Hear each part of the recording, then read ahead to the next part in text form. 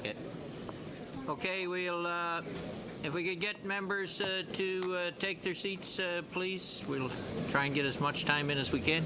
We'll call the meeting to order and welcome our witnesses pursuant to Standing Order 108-2, pre-budget consultations for the 2016 budget. I welcome the witnesses here this afternoon, and thank you for coming on relatively short notice. As you're well aware, it's a pretty tight time frame that we're trying to do our best to hear a number of witnesses on pre-budget. So we'll start first with the Broadband Institute. Andrew Jackson, please. You have the floor. Thank you, Chair. The Broadband Institute is an independent, nonpartisan organization that promotes progressive change based upon social democratic values and ideas. We've advocated for strong action by the federal government to counter growing economic and social inequality and for a planned transition to a more innovative economy and sustainable environment. The government plans to introduce some progressive social spending measures that we support, including the proposed Canada Child Benefit, which will deliver higher benefits to all but the most affluent families with children, and increases to the Guaranteed Income Supplement to deal with rising rates of seniors' poverty. However, these proposed changes to the GIS exclude couples and would leave 634,000 seniors living in poverty. A recent study released yesterday underlines the importance of both expanding the CPP and increasing the GIS. We think that the government's agenda is inadequate or insufficiently ambitious when it comes to such important areas as childcare, EI reform, and funding for First Nations communities. In our view, there's a contradiction between furthering a progressive social agenda and the new government's promised fiscal plan to continue to reduce public debt as a share of GDP. This will significantly constrain new spending, especially at a time of very sluggish economic growth. While welcoming the new top tax rate for the top 1% and the elimination of family income splitting, the key problem is that the government has not proposed to increase overall federal fiscal capacity.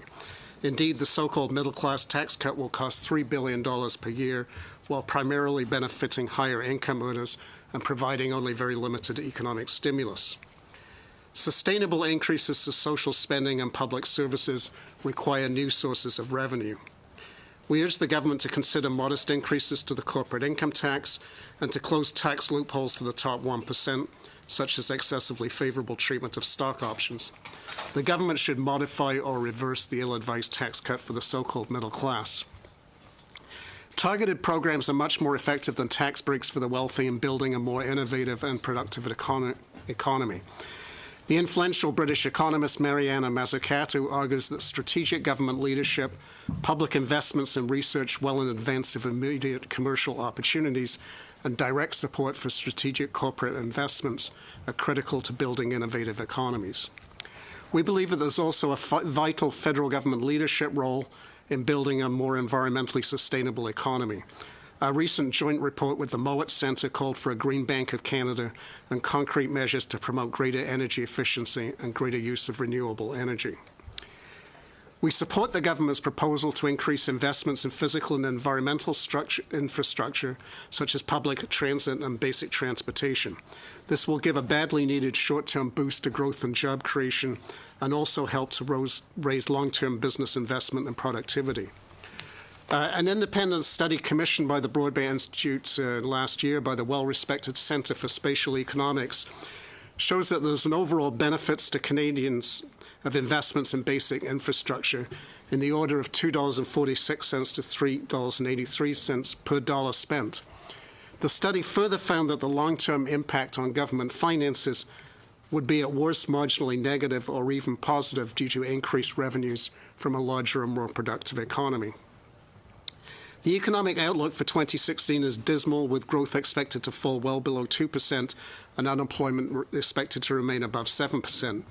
But growth and job creation could be significantly boosted by a well-designed public investment stimulus, twin to major increases in income transfers to lower-income Canadians, such as through enhanced unemployment benefits. We hope that the government will consider more progressive tax changes to fund a larger and more sustainable increase to social programs. Thank you. Thank you very much, and we have your full brief here, Mr. Jackson. Thank you very much for that. Turning to the Canadian Federation of Agriculture, Scott Ross, Mr. Bonnet must be tied up in a snowbank, is he? He is, and I want to extend his regrets. He's tried to get in from the Sioux today and was caught up due to the weather, so yeah. So I'd first like to introduce the Canadian Federation of Agriculture. We're an umbrella organization comprised of provincial farm organizations and national commodity organizations representing over 200,000 farmers from coast to coast to coast.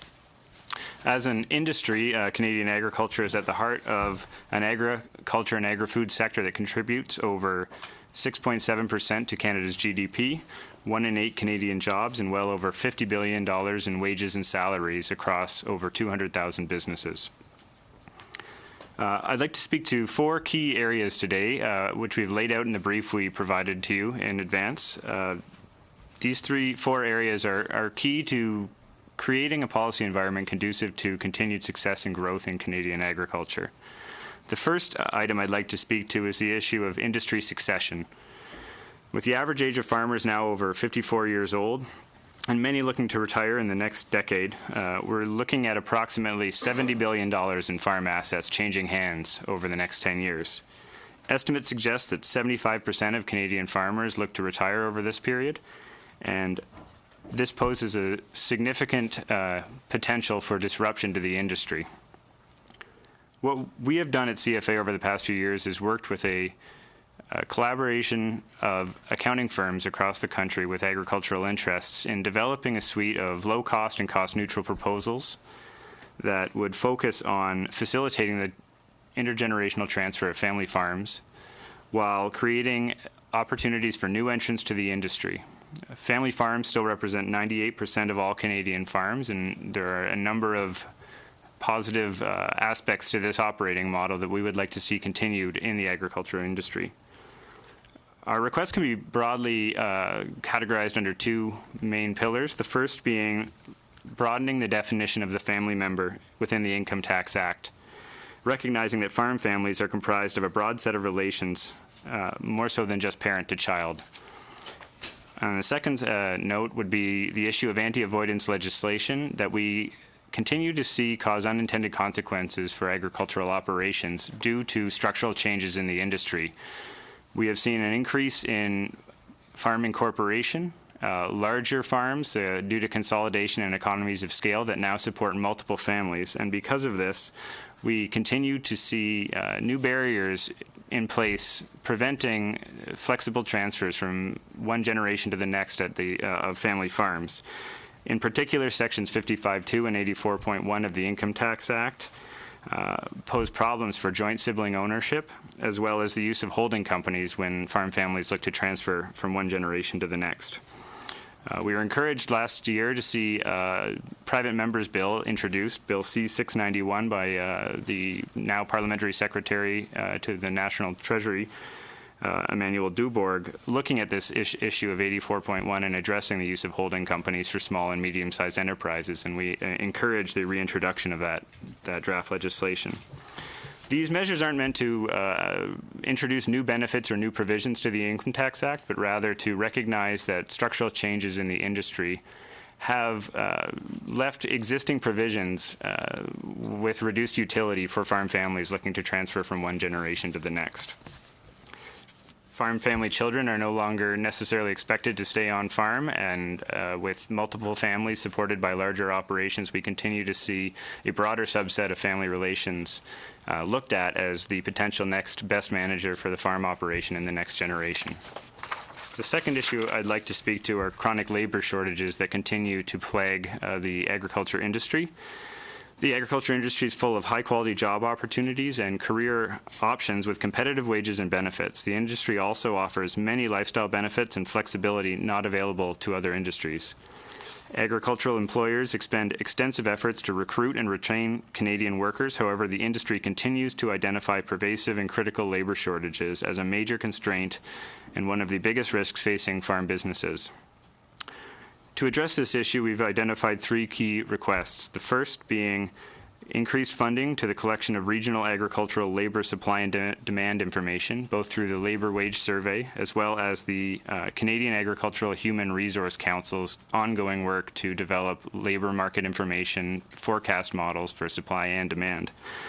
The third point being that we would like to see a partnership between industry and government struck to implement CARC's Agriculture and Agri-Food Workforce Action Plan by creating a dedicated agriculture and agri-food international worker program and promote channels to permanent residency for agriculture and agri-food workers. I wonder, can you sum up in 30 seconds or so? Just I should wrapping give up you a here. warning in 5.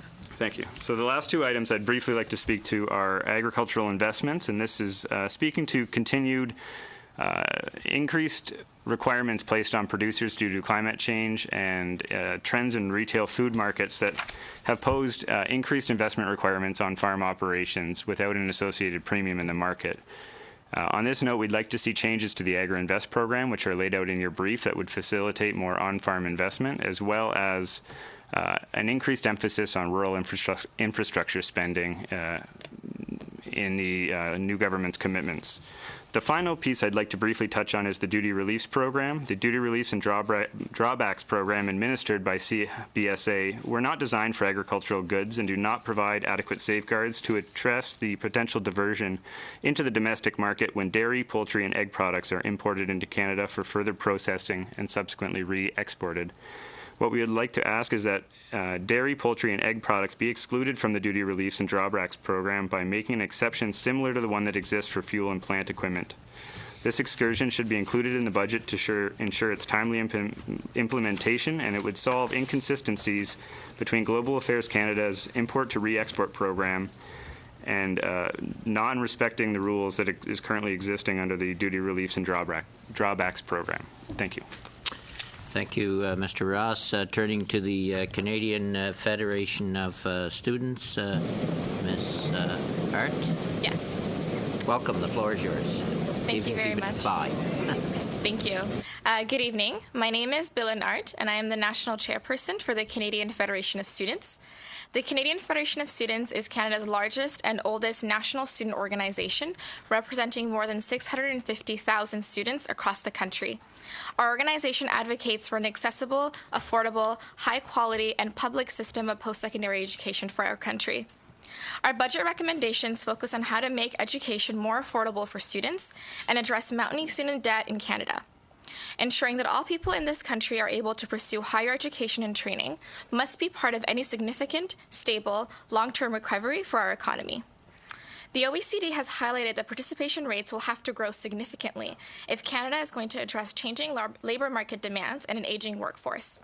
In its most recent Global Economic Competitiveness Report, the World Economic Forum ranked Canada 13th in the ability to compete economically with other countries around the world, a decline from 10th in 2009. In its explanation, the Forum noted that Canada's disjointed and inefficient post-secondary education system was one of the main reasons for this slide. Over that same period, Canada's ranking for higher education and training had dropped from 9th to 19th. Unfortunately, the cost of post-secondary education continues to be downloaded onto students and their families, despite the significant public rate of return on investments in post-secondary education. In 2013, economist Hugh McKenzie found that the real returns on current public investments in education range from an annual rate of 3.6% in Saskatchewan to 6.2% in Ontario. As a result of high tuition fees, student debt has increased substantially. Average public student debt is now estimated to be over $29,000 after an undergraduate degree alone. Paired with rising tuition fees, it's easy to understand how we've arrived at a situation in which young people in Canada today collectively owe $19 billion to the federal government alone, not including the billions that they owe more to provincial and private loans. In fact, the amount owed to the Canada Student Loans Program is increasing by nearly $1 million every day. The long-term impacts of carrying such debt include delayed participation in the economy, the inability to invest or save for retirement, starting a family later in life, and the aversion of taking on further financial risks, such as starting a business. Credit agencies and major banks are now warning that student debt has reached unstable levels. And as of September 2014, over 200,000 Canadians were unable to make any payments on their government student loans. We also recognize that the realities of skyrocketing tuition fees and crushing student debt disproportionately affect communities that are already significantly marginalized because of their socioeconomic background in today's society, including Indigenous and racialized communities.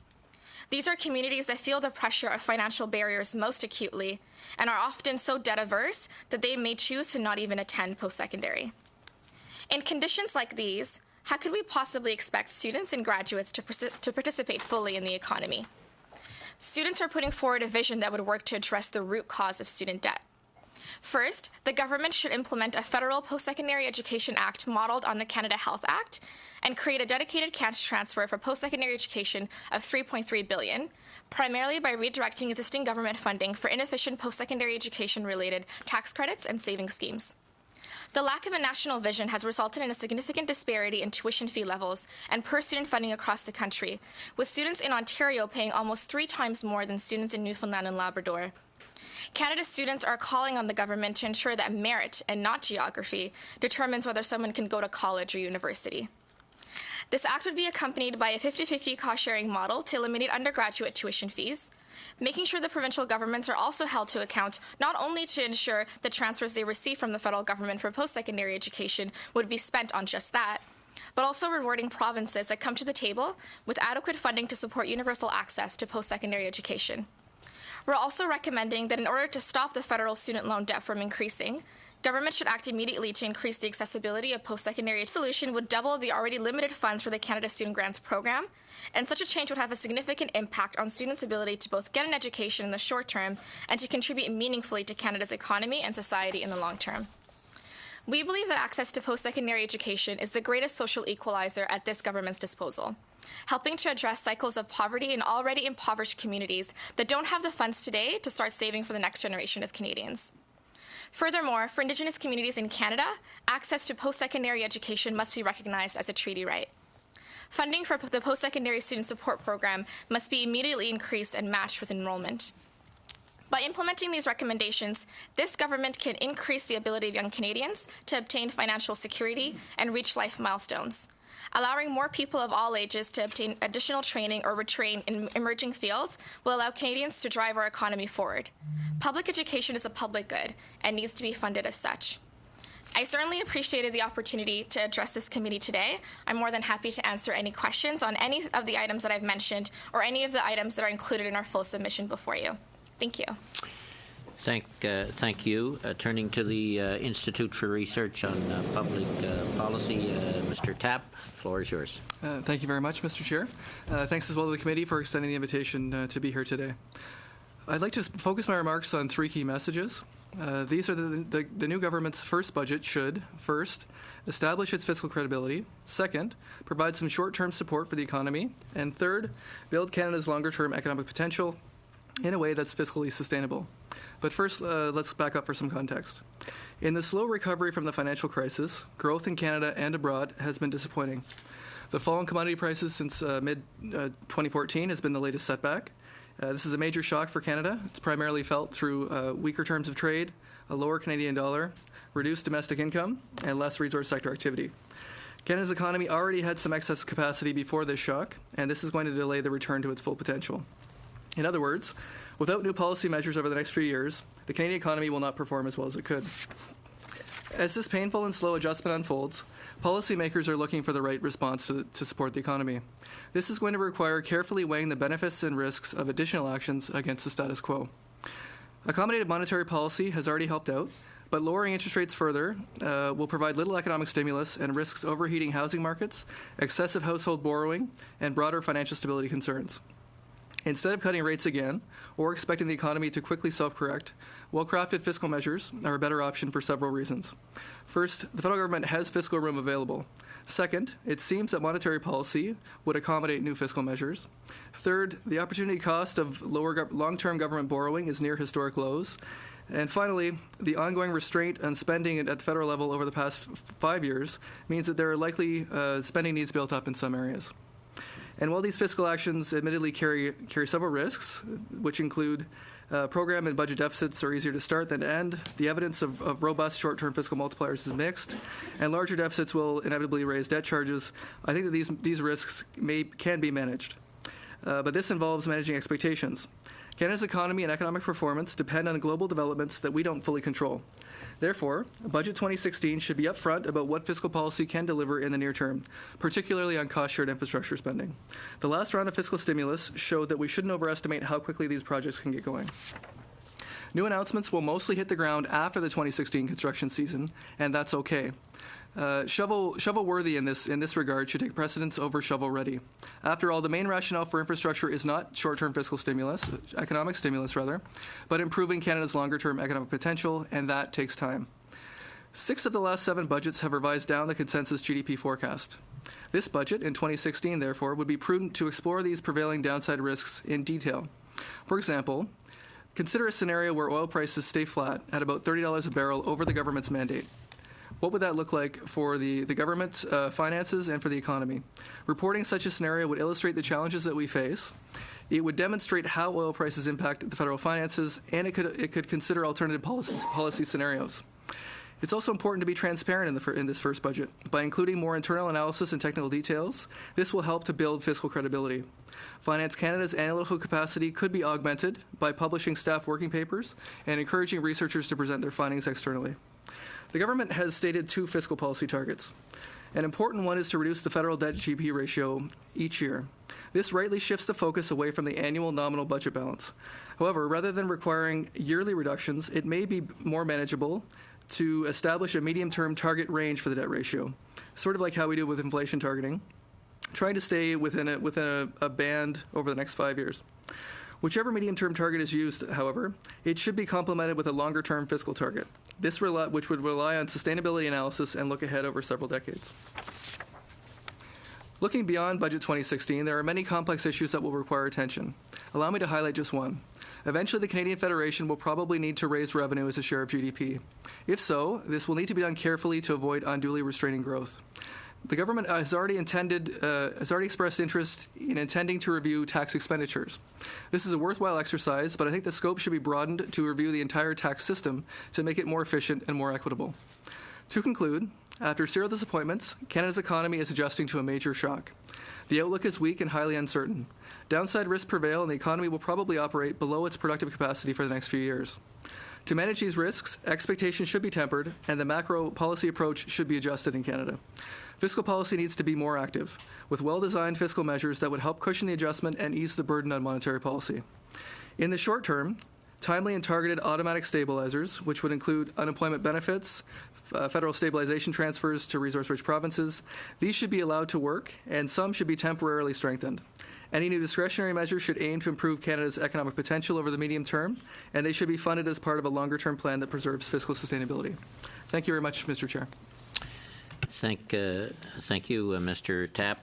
Shovel-worthy is a word I never heard until yesterday, but now I've heard it half a dozen times. And it makes sense. Turning to RBC Financial Group, Mr. Wright. Thank Welcome. you. Thank you, and thank you, everyone, for your time today and your time generally. I appreciate the work you do. In terms of I thought in the context of pre-budget discussions, we were involved in pre-budget meetings with the minister last Friday, Chatham House rules, so I can tell you what I said, not what anybody else said. So I thought in fairness and consistency, I'd repeat the message I delivered to the minister on Friday of last week. So our view on the Canadian economic outlook is a theme we've been on for some time, and it looks like it's going to be with us for a while. It's an uncertain, uneven, and underwhelming recovery. The uncertainty we're reminded of on a daily basis. We're seeing movements in markets that used to be a big move for a month or a quarter, and it's taking place almost on a daily basis. I do think fear is overtaking fundamentals, and we do think that the fundamentals will eventually carry the day, but obviously the risks are that fear eventually becomes a fundamental, and that contains growth prospects. But we are looking at some of the bigger worries like China, like oil prices, and the U.S. recovery, a little less worrisome than what we're seeing priced in for markets. So we do think China will manage to contain the crisis. Global growth will be in that 3.5% range. It should support global trade and should also support global commodity prices. The U.S. we see as a decent growth story. We have 2.5% growth in the U.S. And importantly for Canada, we don't export to U.S. GDP. We export to sectors of the U.S. economy, and those sectors are the ones that are performing well: autos, housing, and equipment and software. So we're seeing the strength in our major trading partner, and that's taking place in the context of a more competitive Canadian dollar. We think we're past past the lows in the Canadian dollar, but we do see it still remaining in that 70 to 75 cent range as we move through the year. And that'll provide ongoing support for exports. So when you look at the shock to the economy, the shock is obviously in the energy sector, so the energy-dependent provinces are moving down the growth rankings, and those that are export-dependent, U.S. and currency helping away, we do see that transition taking place, and exports are nearly 10% up on a year-over-year basis. So that transition is taking hold. The consumer will grow, we think, in line with income. They won't get the added lift from debt because the debt-to-income ratio is at elevated levels. And we do have a placeholder. So when you look at our growth forecast for Canada this year, we're at 1.8%. The Bank of Canada's at 1.4%. I think consensus is probably a bit below that. But we have put in a placeholder for fiscal stimulus. Now, not all deficits are created equally, so we are aware and we're holding a spot. And we'll reassess the growth outlook when we get the budget details later, probably in March, I guess. So the growth, when we look at the fiscal stimulus, as Stephen had suggested, monetary policy has done a lot of the work, and monetary policy is aimed at smoothing out the cycles. It's not going to reverse the cycle. So we're at the point where we need more economic policy, fiscal policy more generally, and that will raise the speed limit for the economy over the long term, which is growing the economic pie that we all share. So focus, everything we see should be looked at through the lens of productivity enhancing investment. Infrastructure fills the gap short term, but also bodes well long term for productivity.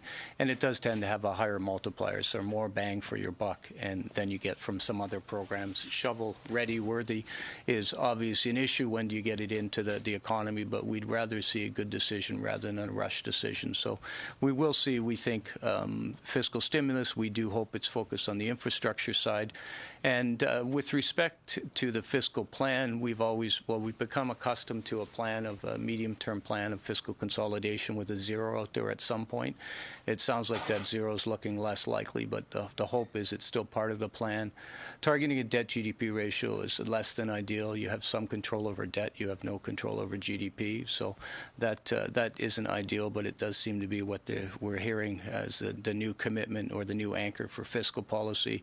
And when you have a debt-to-GDP ratio at 31%, and to keep it moving lower, if you have 4% nominal growth, that suggests you can run deficits in the 25 to 30 billion range and still manage to keep that debt-to-GDP ratio drifting lower. We would push for something less than that. And as Stephen suggested, successful fiscal policy is timely, targeted, and temporary. And I'd focus on the temporary component. Thank you. Thank you. Thank you very much, Mr. Wright. Turning by video conference now to the National Farmers Union, Mr. Slump. Welcome. Can you hear us? Yes, I can. Can you hear me? We can hear you, and try and keep it to 5 minutes. Welcome. Okay, thank you. We would like to thank you for the opportunity for this pre-budget consultation as National Farmers Union. The NFU is a voluntary, direct membership, non-partisan national farm organization made up of thousands of farm families from across Canada who produce a wide variety of commodities. The NFU works towards the development of economic and social policies that will maintain small and medium-sized family farms as the primary food producers in Canada. Based on the situation our previous government left off, we want to echo the Prime Minister's words that it is time for a real change. So, for the budget of 2016, we would like to do the following recommendations. We should set the stage for growing forward 3. We recommend a real change from past policy, particularly by aligning the vision of agriculture with the principles of food sovereignty and supporting agriculture's efforts to mitigate and adapt to climate change. The budget should support the next generations of family farmers by establishing universal pharmacare. The 2016 budget should redirect all agriculture research funding towards public and independent third-party research in the public interest and reinstate funding to the public agriculture research institutions to allow them to recover and rebuild their capacity with a new generation of scientists. Funds should be allocated to public plant breeding to develop varieties that are adapted to Canadian regional climates. And we need to help Canadian farmers to adapt climate change to do well under low input organic and ecological production practices. The budget should support participatory breeding initiatives and enable new varieties to be released without royalties. The budget should also fund research and assessment of pesticides, including field crop trials on yields, monitoring of soil quality and surface water contamination, impacts on pollinator populations. Funds should go towards assessment and implementation of farming practices to increase biodiversity and integrated pest management to benefit farmers and both natural and agricultural ecosystems. The budget 2016 should take concrete steps to correct the damage caused by the previous government of ending the Canadian Wheat Board single desk. It should establish and fund mechanisms to regulate the grain system to ensure all farmers have an equal opportunity to ship grain, to counteract the power of major grain companies, and to give priorities in shipping to small grain companies, producer rail cars, and short-line railways.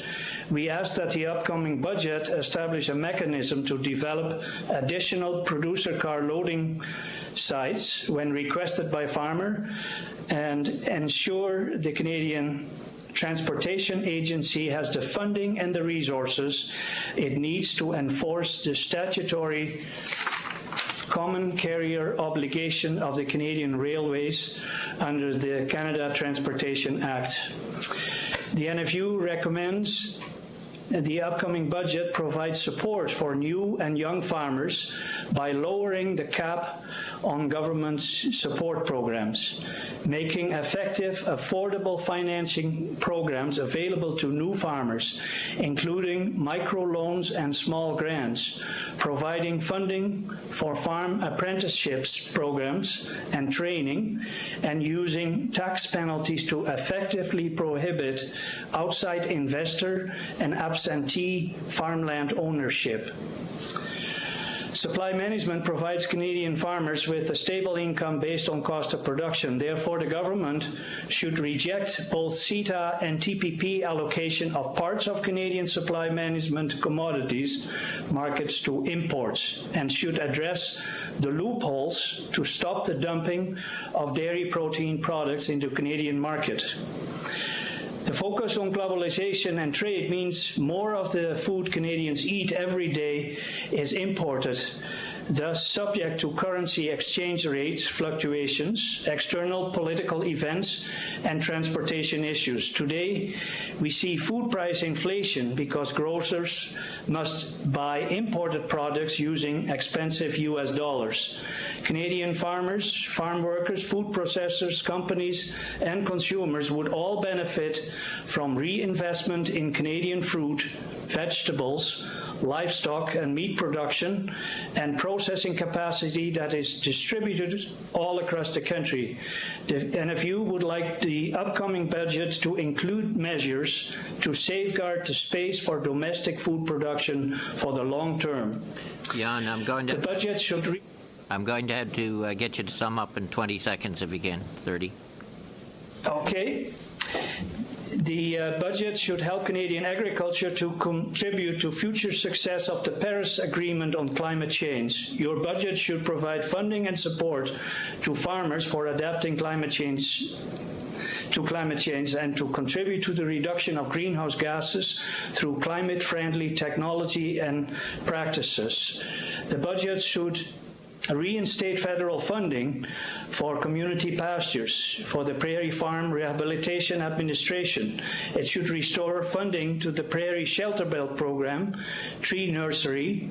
It should re-establish the prison farms. And it is very important that we help the farmers weather the financial risk that comes with unpredictable weather due to climate change. I thank you very much. Thank you, and thank you, Mr. Slump, and thank you all. Turning to questions in the first round, 7 minutes, Mr. McKinnon. Merci, Monsieur le Président, et bienvenue tout le monde. Merci.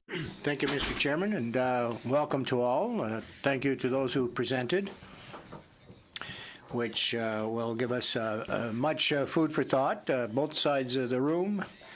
I'm pleased to see how many people agree with the idea of economic stimulation and a budget that would take such measures, be it post-secondary education, be it in the sector of agriculture. I would have a question for Mr. Tapp and Mr. Wright. You alluded to shovel-ready projects. I'm not quite sure how that'll fly with the interpreters, but anyway, we know what you mean. How do you define such projects? How do you distinguish shovel-ready projects from other projects, infrastructure or other? You're talking about temporary or one-off type of projects. What might you mean? Can you give us a few examples of that?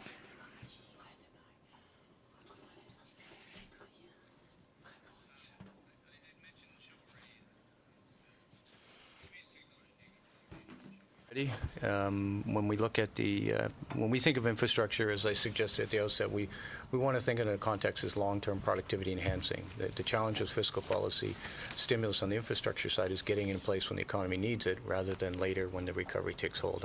I think given our growth outlook, we're not terribly worried about that sort of longer-term pressuring out the private sector.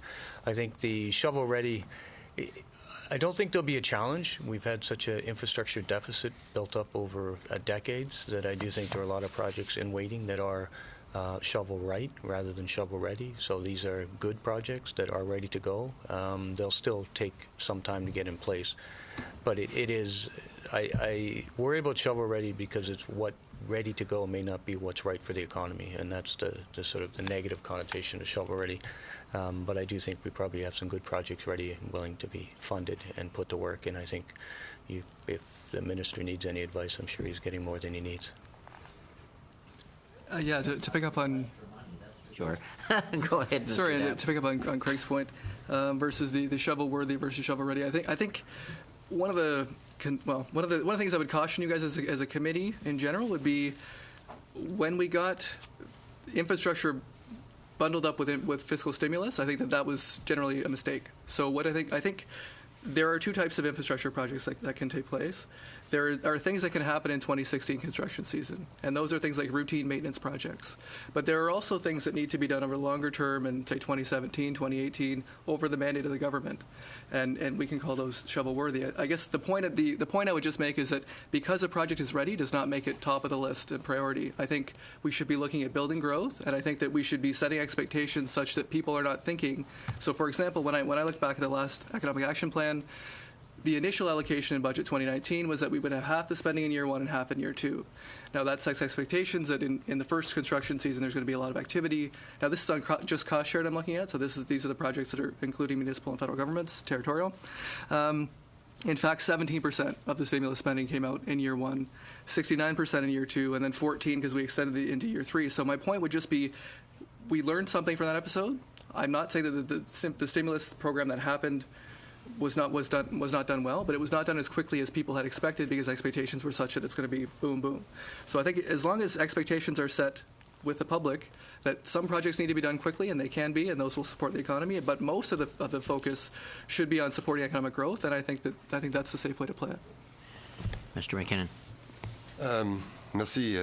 Monsieur Tapp, vous avez parlé de... Thank you very much. Mr. Tapp, you spoke of an increase in government revenues as a percentage of GDP. We've heard Mr. Jackson also speak of a potential or possible increase in government revenues. And you even give us a definition, Mr. Jackson in particular, some measures which were taken in the past, which didn't have the necessary or desired result or impact. Now, in terms of increase in government revenues, and always in the same economic context, stimulating the economy,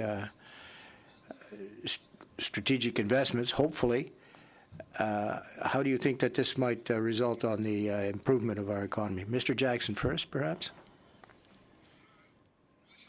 I agree with my two colleagues about the importance of public infrastructure investment.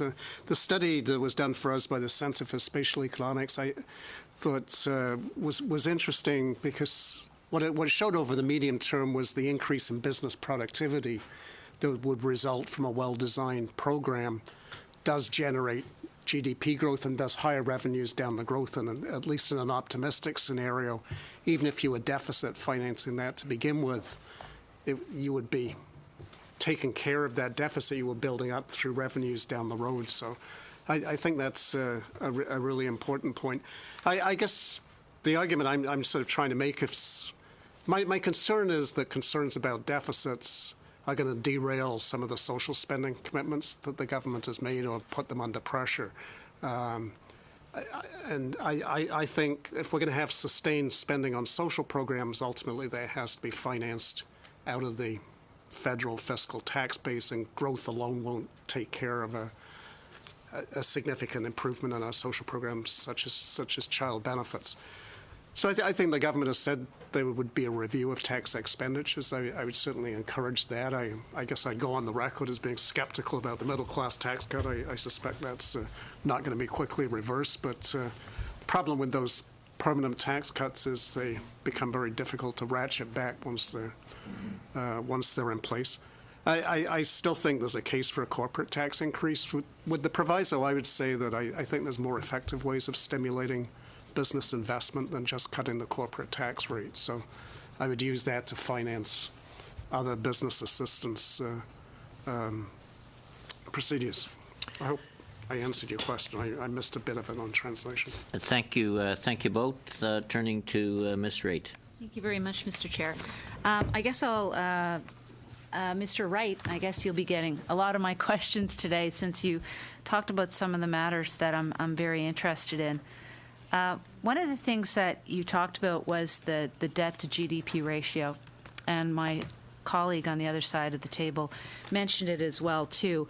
I think the part that causes me a bit of concern on using this as a fiscal anchor is I think there's part of the equation that's missing, and that's the provincial debt. We don't tend to talk about that, but the reality is that provincial debt is an important piece of the overall economic sustainability of the country. To give you an example, if Ontario right now is spending $5 billion a year to service interest payments, that's $5 billion they don't have for their social services, and it's $5 billion that goes into the equalization framework and categories. So I guess my question is along the lines of how much do the provinces matter, do you think, in terms of the debt to GDP ratio? And I mentioned some of these numbers yesterday. You may not have them.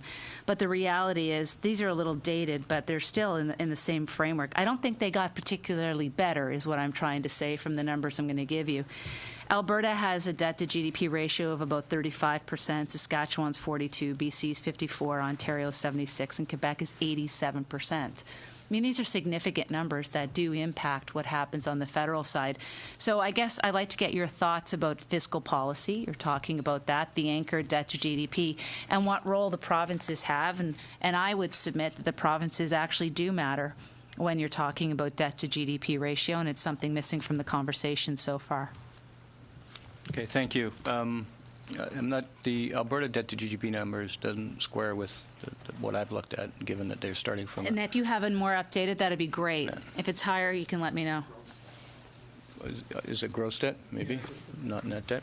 So I was just in clarity, so I was speaking net debt to GDP. I mentioned that my preference for a fiscal anchor is the balanced budget. Whether it's over the fiscal plan or slightly beyond the fiscal plan would be the ideal. I think the reality of what we're hearing more recently is that fiscal anchor has been altered and that now the preference is debt to GDP, which I suggested is not my preference, but that seems to be where we're headed. And then when you look at the debt to GDP ratio, there are some that would suggest don't even bother and let it run higher rather than let it run lower. And my preference would be to continue to see it move lower for some of the reasons you mentioned, that we do look just at federal government debt to GDP at 31% and hopefully declining. That the federal government, with their debt situation, is in a better position on a net debt basis than most of the provinces and the ability to stimulate the economy at a time when we need it. Alberta, given their relative net asset position, they're well positioned and they seem to be going down that path as well. But most provinces, Ontario and East, have fiscal constraints upon them, and maybe Manitoba on that list as well, but not quite as much. So I think the feds to see the debt GDP ratio going down would be a preference. First preference would be balanced budget, but the debt GDP, as I suggested, they have some control over the debt but no control over GDP. Or and interest that's rates. why a preference would be for a balanced budget, which you have more control over. And if the commitments keep it moving lower, if you have 4% nominal growth, you can run a deficit on the $25 to $30 billion range. That doesn't leave you much leeway for any slip in the GDP numbers, so I wouldn't want to see it push our lock or our limits with a new target. And the other side of it is longer term, these debt GDP ratios, I'd like to see them move lower because with the aging demographics, slower speed limit for the economy, which means a slower revenue base at a time when healthcare costs are going higher. And the fiscal situation federally, as well as many of the provinces where healthcare spending is already at 40%, we will see that debt dynamic change. So with an eye on the fiscal challenges in the province is why I prefer, if they do go debt to GDP as the new anchor, that they target it lower, not higher. Okay, appreciate that. On economic growth, obviously, I mean, my point of view is that our problem with economic growth in the country is the commodities growth just isn't there. We're getting hammered in oil, in gas, and minerals. Do you think, though, that we're going to have a situation where we can outpace the status quo in commodities? Because I don't see it bouncing back right now. Are we going to be able to outpace that reduction with our other sectors? Given I see BC and Ontario doing better, but is it enough to push us into positive growth? Yeah, so the commodity shock, the known and now, is taking place in the investment side, and we're seeing collapse in energy investment. And last year was 35%, and this year most forecasters have it kind of pegged at another 25%. So it's a big hit. Yeah. The hope is that the offset comes from the other side. So when you get the negative commodity price shock, there are some offsets, and one is the currency. So the currency has weakened alongside the commodity, and at the same time, it's an effective tax cut to any importing nation or importing province. So it's effectively, it should be a net positive for global growth, and we should see that, particularly in the U.S. And they have seen some of that tax cut effective. Lower gas prices, their savings rates up on a year-over-year basis about $100 billion. So they're saving it. I think that's the uncertainty. It'll eventually get spent, I think. But the growth is, as I suggested in my comments, that U.S. growth at 2.5%. It's taking place in the sectors we export to with a competitive currency. We're starting to see those export numbers turn around. They finished the year on a solid foundation, and I think that will carry the support. You still need consumer spending. Consumers 60% of the economy, so you can't have growth of the consumer sector. I just think the consumer spending be more moderate than the past because you're not getting the extra kick from debt accumulation, we hope. Is business investment picking up in the country? Well, no. The net negative is showing up through the energy side, and the rest of the rest as well. The business side is still weak, and that's something that we hope will. The corporate balance sheets are a fairly healthy position. We've seen that globally. That money has to get to work at some day, and in fits and starts, it shows up in M&A, share buyback, dividend payouts. But on a sustained basis, we want investment, and that's, I think, Andrew and Stephen and I all made comments about the multiplier, so the bang for your fiscal buck. And in infrastructure, what you tend to see is once public sector infrastructure picks up, with the lag, private sector infrastructure picks up. And if we can restructure this infrastructure build-out to get more of the public sector money, whether it's corporates or pension plans, I think that would give a huge lift relative to the government's balance sheet. Very quick one. That's it, I'm good. Okay. Mr. Caron. Merci beaucoup. J'espère avoir mon 3 minutes à la fin parce que j'ai vraiment tellement... Thank you very much. I'd want to sign on for the next round. I have a lot of questions. Canadian Federation of Agriculture, I'll start there. One element that hasn't been discussed is that of CFIA. There's been very significant cuts to the inspection agency, during the electoral campaign, the Liberals promised 40 million more over several years. Will that be sufficient? Is that a sufficient amount? Will it ensure a greater food safety? And does it have to be in this budget, or can it be brought forward from year to year? To put out there that this is not a subject matter that I'm an expert in general, but I know from speaking with my colleagues and our members that the role of the CFIA in food safety has gained prominence in recent years, largely because of an increased level of attention on where our food comes from, I think from the Canadian consumer and from the export side.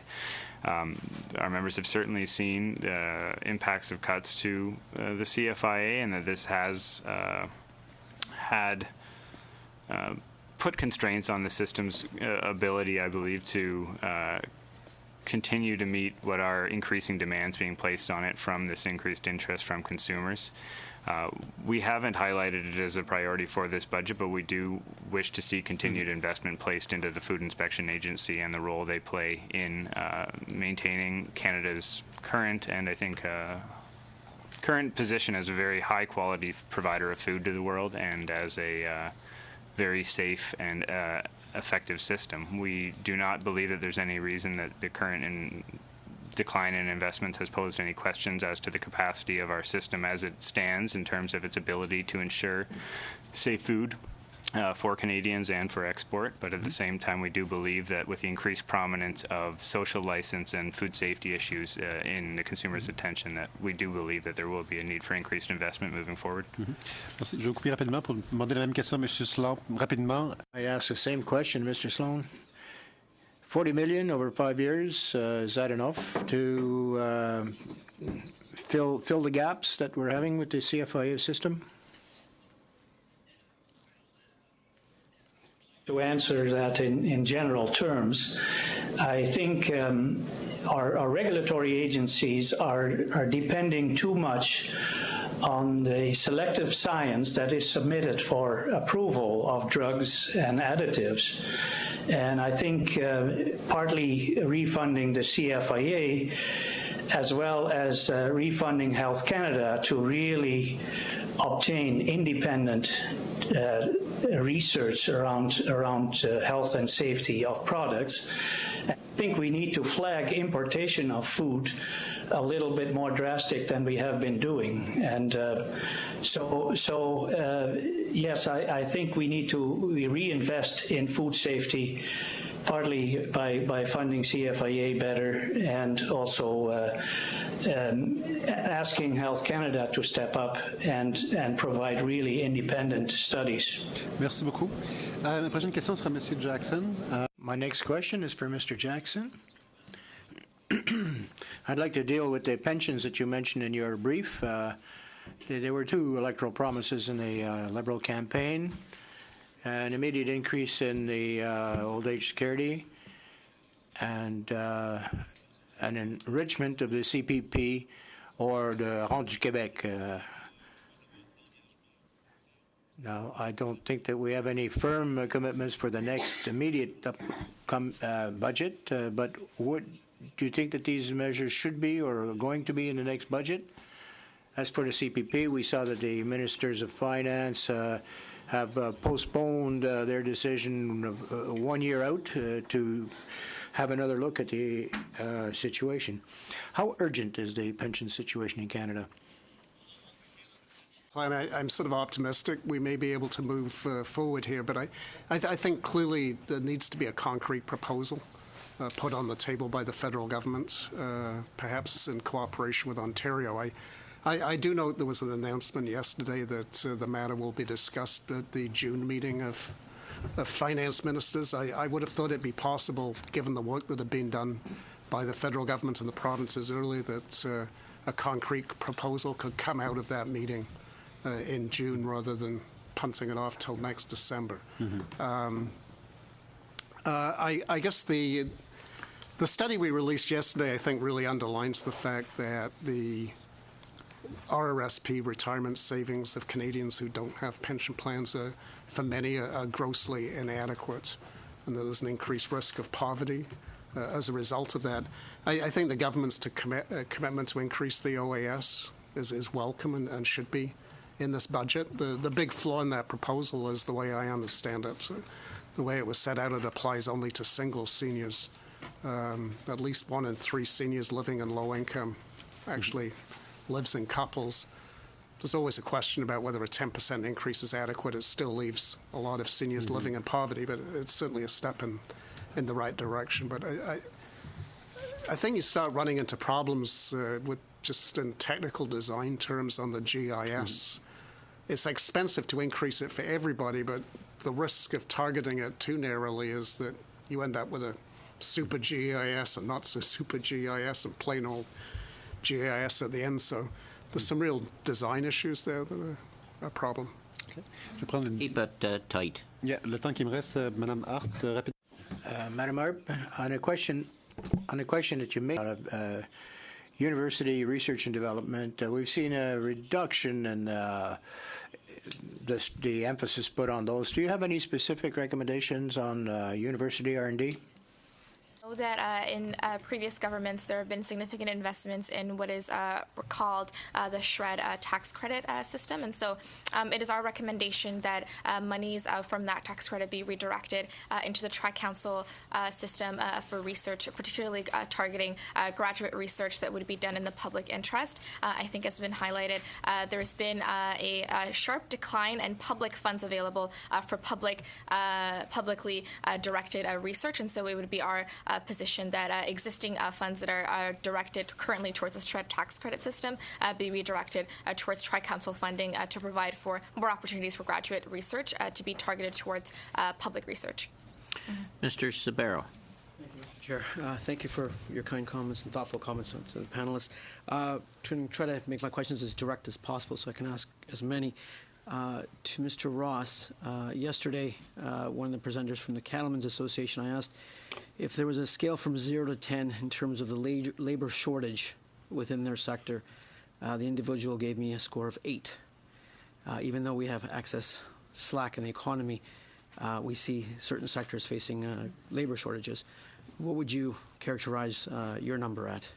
I think it's hard to put one definitive number on it. As a group that represents so many diverse commodity groups and different structures of farms, that number probably varies from commodity to commodity, but it's certainly, we did a study about 2 years ago looking at some of the major kind of residual risks facing Canadian agriculture, and labor came out at the very top of that list in terms of an upcoming constraint that is going to be limiting our ability to capitalize on some of the emerging trade opportunities that we're seeing.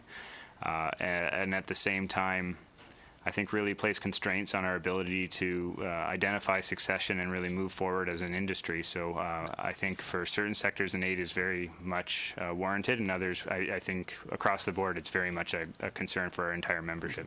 Thank you. And what was the bill? You identified a bill that had been proposed in the past by the number again? Bill C-691. Okay, thank you. Yeah.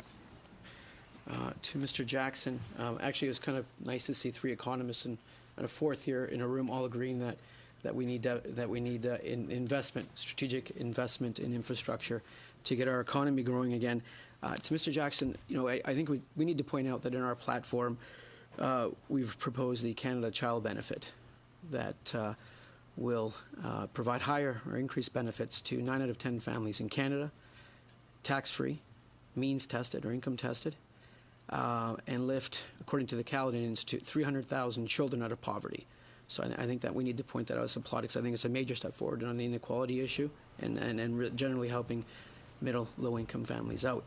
And on the GIS issue, the Guaranteed Income Supplement and how the clawbacks works and the levels and stuff, we've, in our platform, have put down a major proposal. It's basically a $1 billion proposal for roughly $920 for single seniors on the Guaranteed Income Supplement, a 10% increase that will benefit 1.3 million retired Canadians, 1 million of which are female, and lift, I think the number is 85 to 100,000 out of poverty. So I think we need to identify those 2 major steps that our government is undertaking to improve the lot of many Canadians. I think that's a great first step. I see you've identified some other arguments that you can, and in terms of the tax cuts that you may or may not like, and so forth.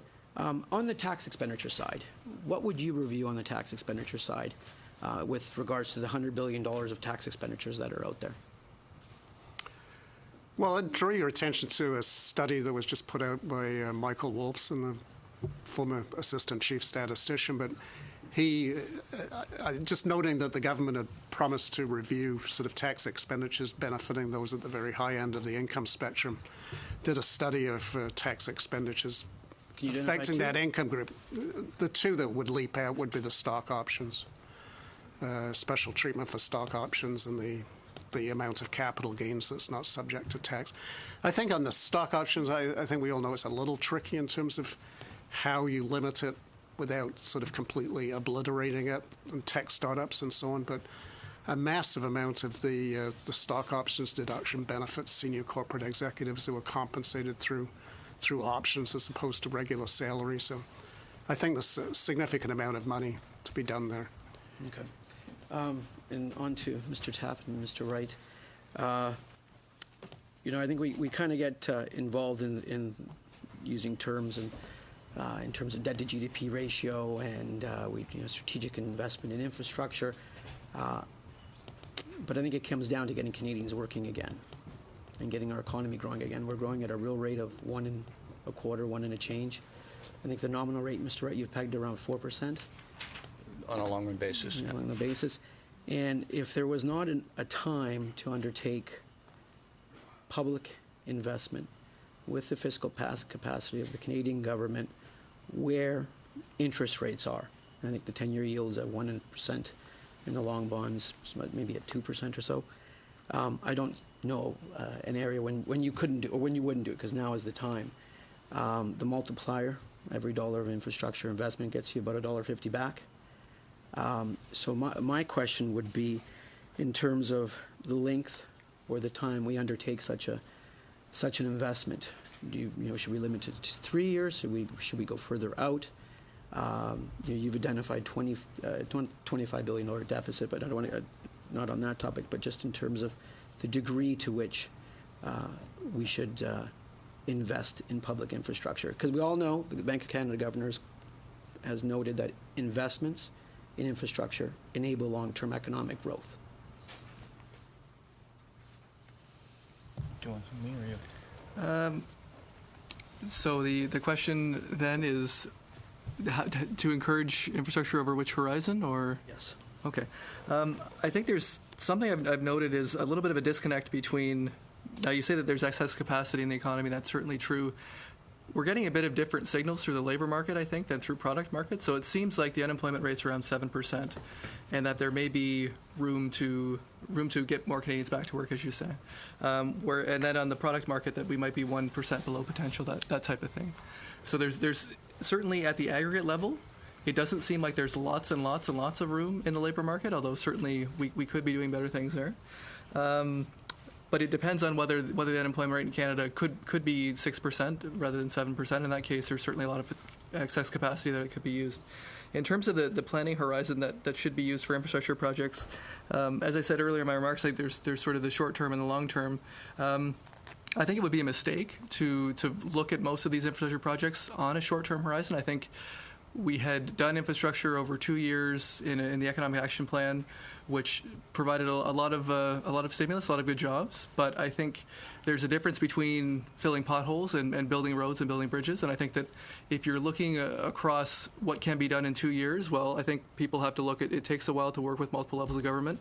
And the horizon of 5 years may not be long enough. A horizon of 20 years may not be long enough for some projects that need to get done. So I think it just depends on which project it is and looking to get the most important ones first in the priority list and pushing them out the door when they're ready. Thank you, Mr. Sabera. Mr. McColeman. Thank you, Chair, and thank you to the witnesses for being here. Five, thanks. You're very generous.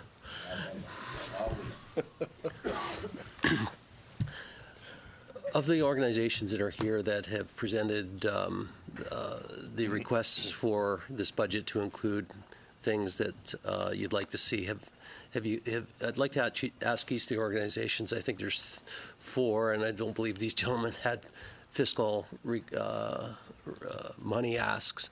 Have you quantified what they are? Have you? Can you give me an estimation? Has your organization asked for specific amounts of money in this budget? Maybe start with Mr. Jackson.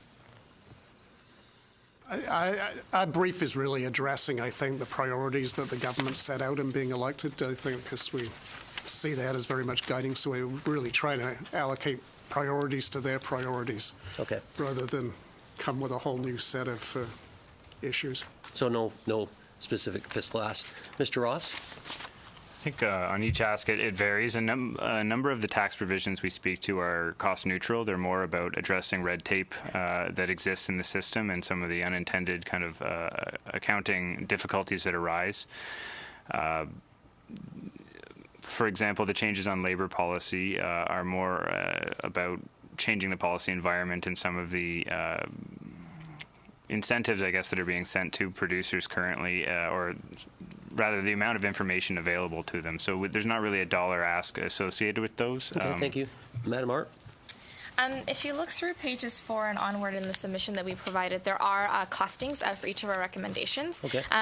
Many of them are actually cost neutral, and so it's about reinvestment of existing funds the federal government is spending in and around post-secondary education, reinvesting that into policies and programs that we find would be more efficient at actually increasing accessibility. Okay, very good.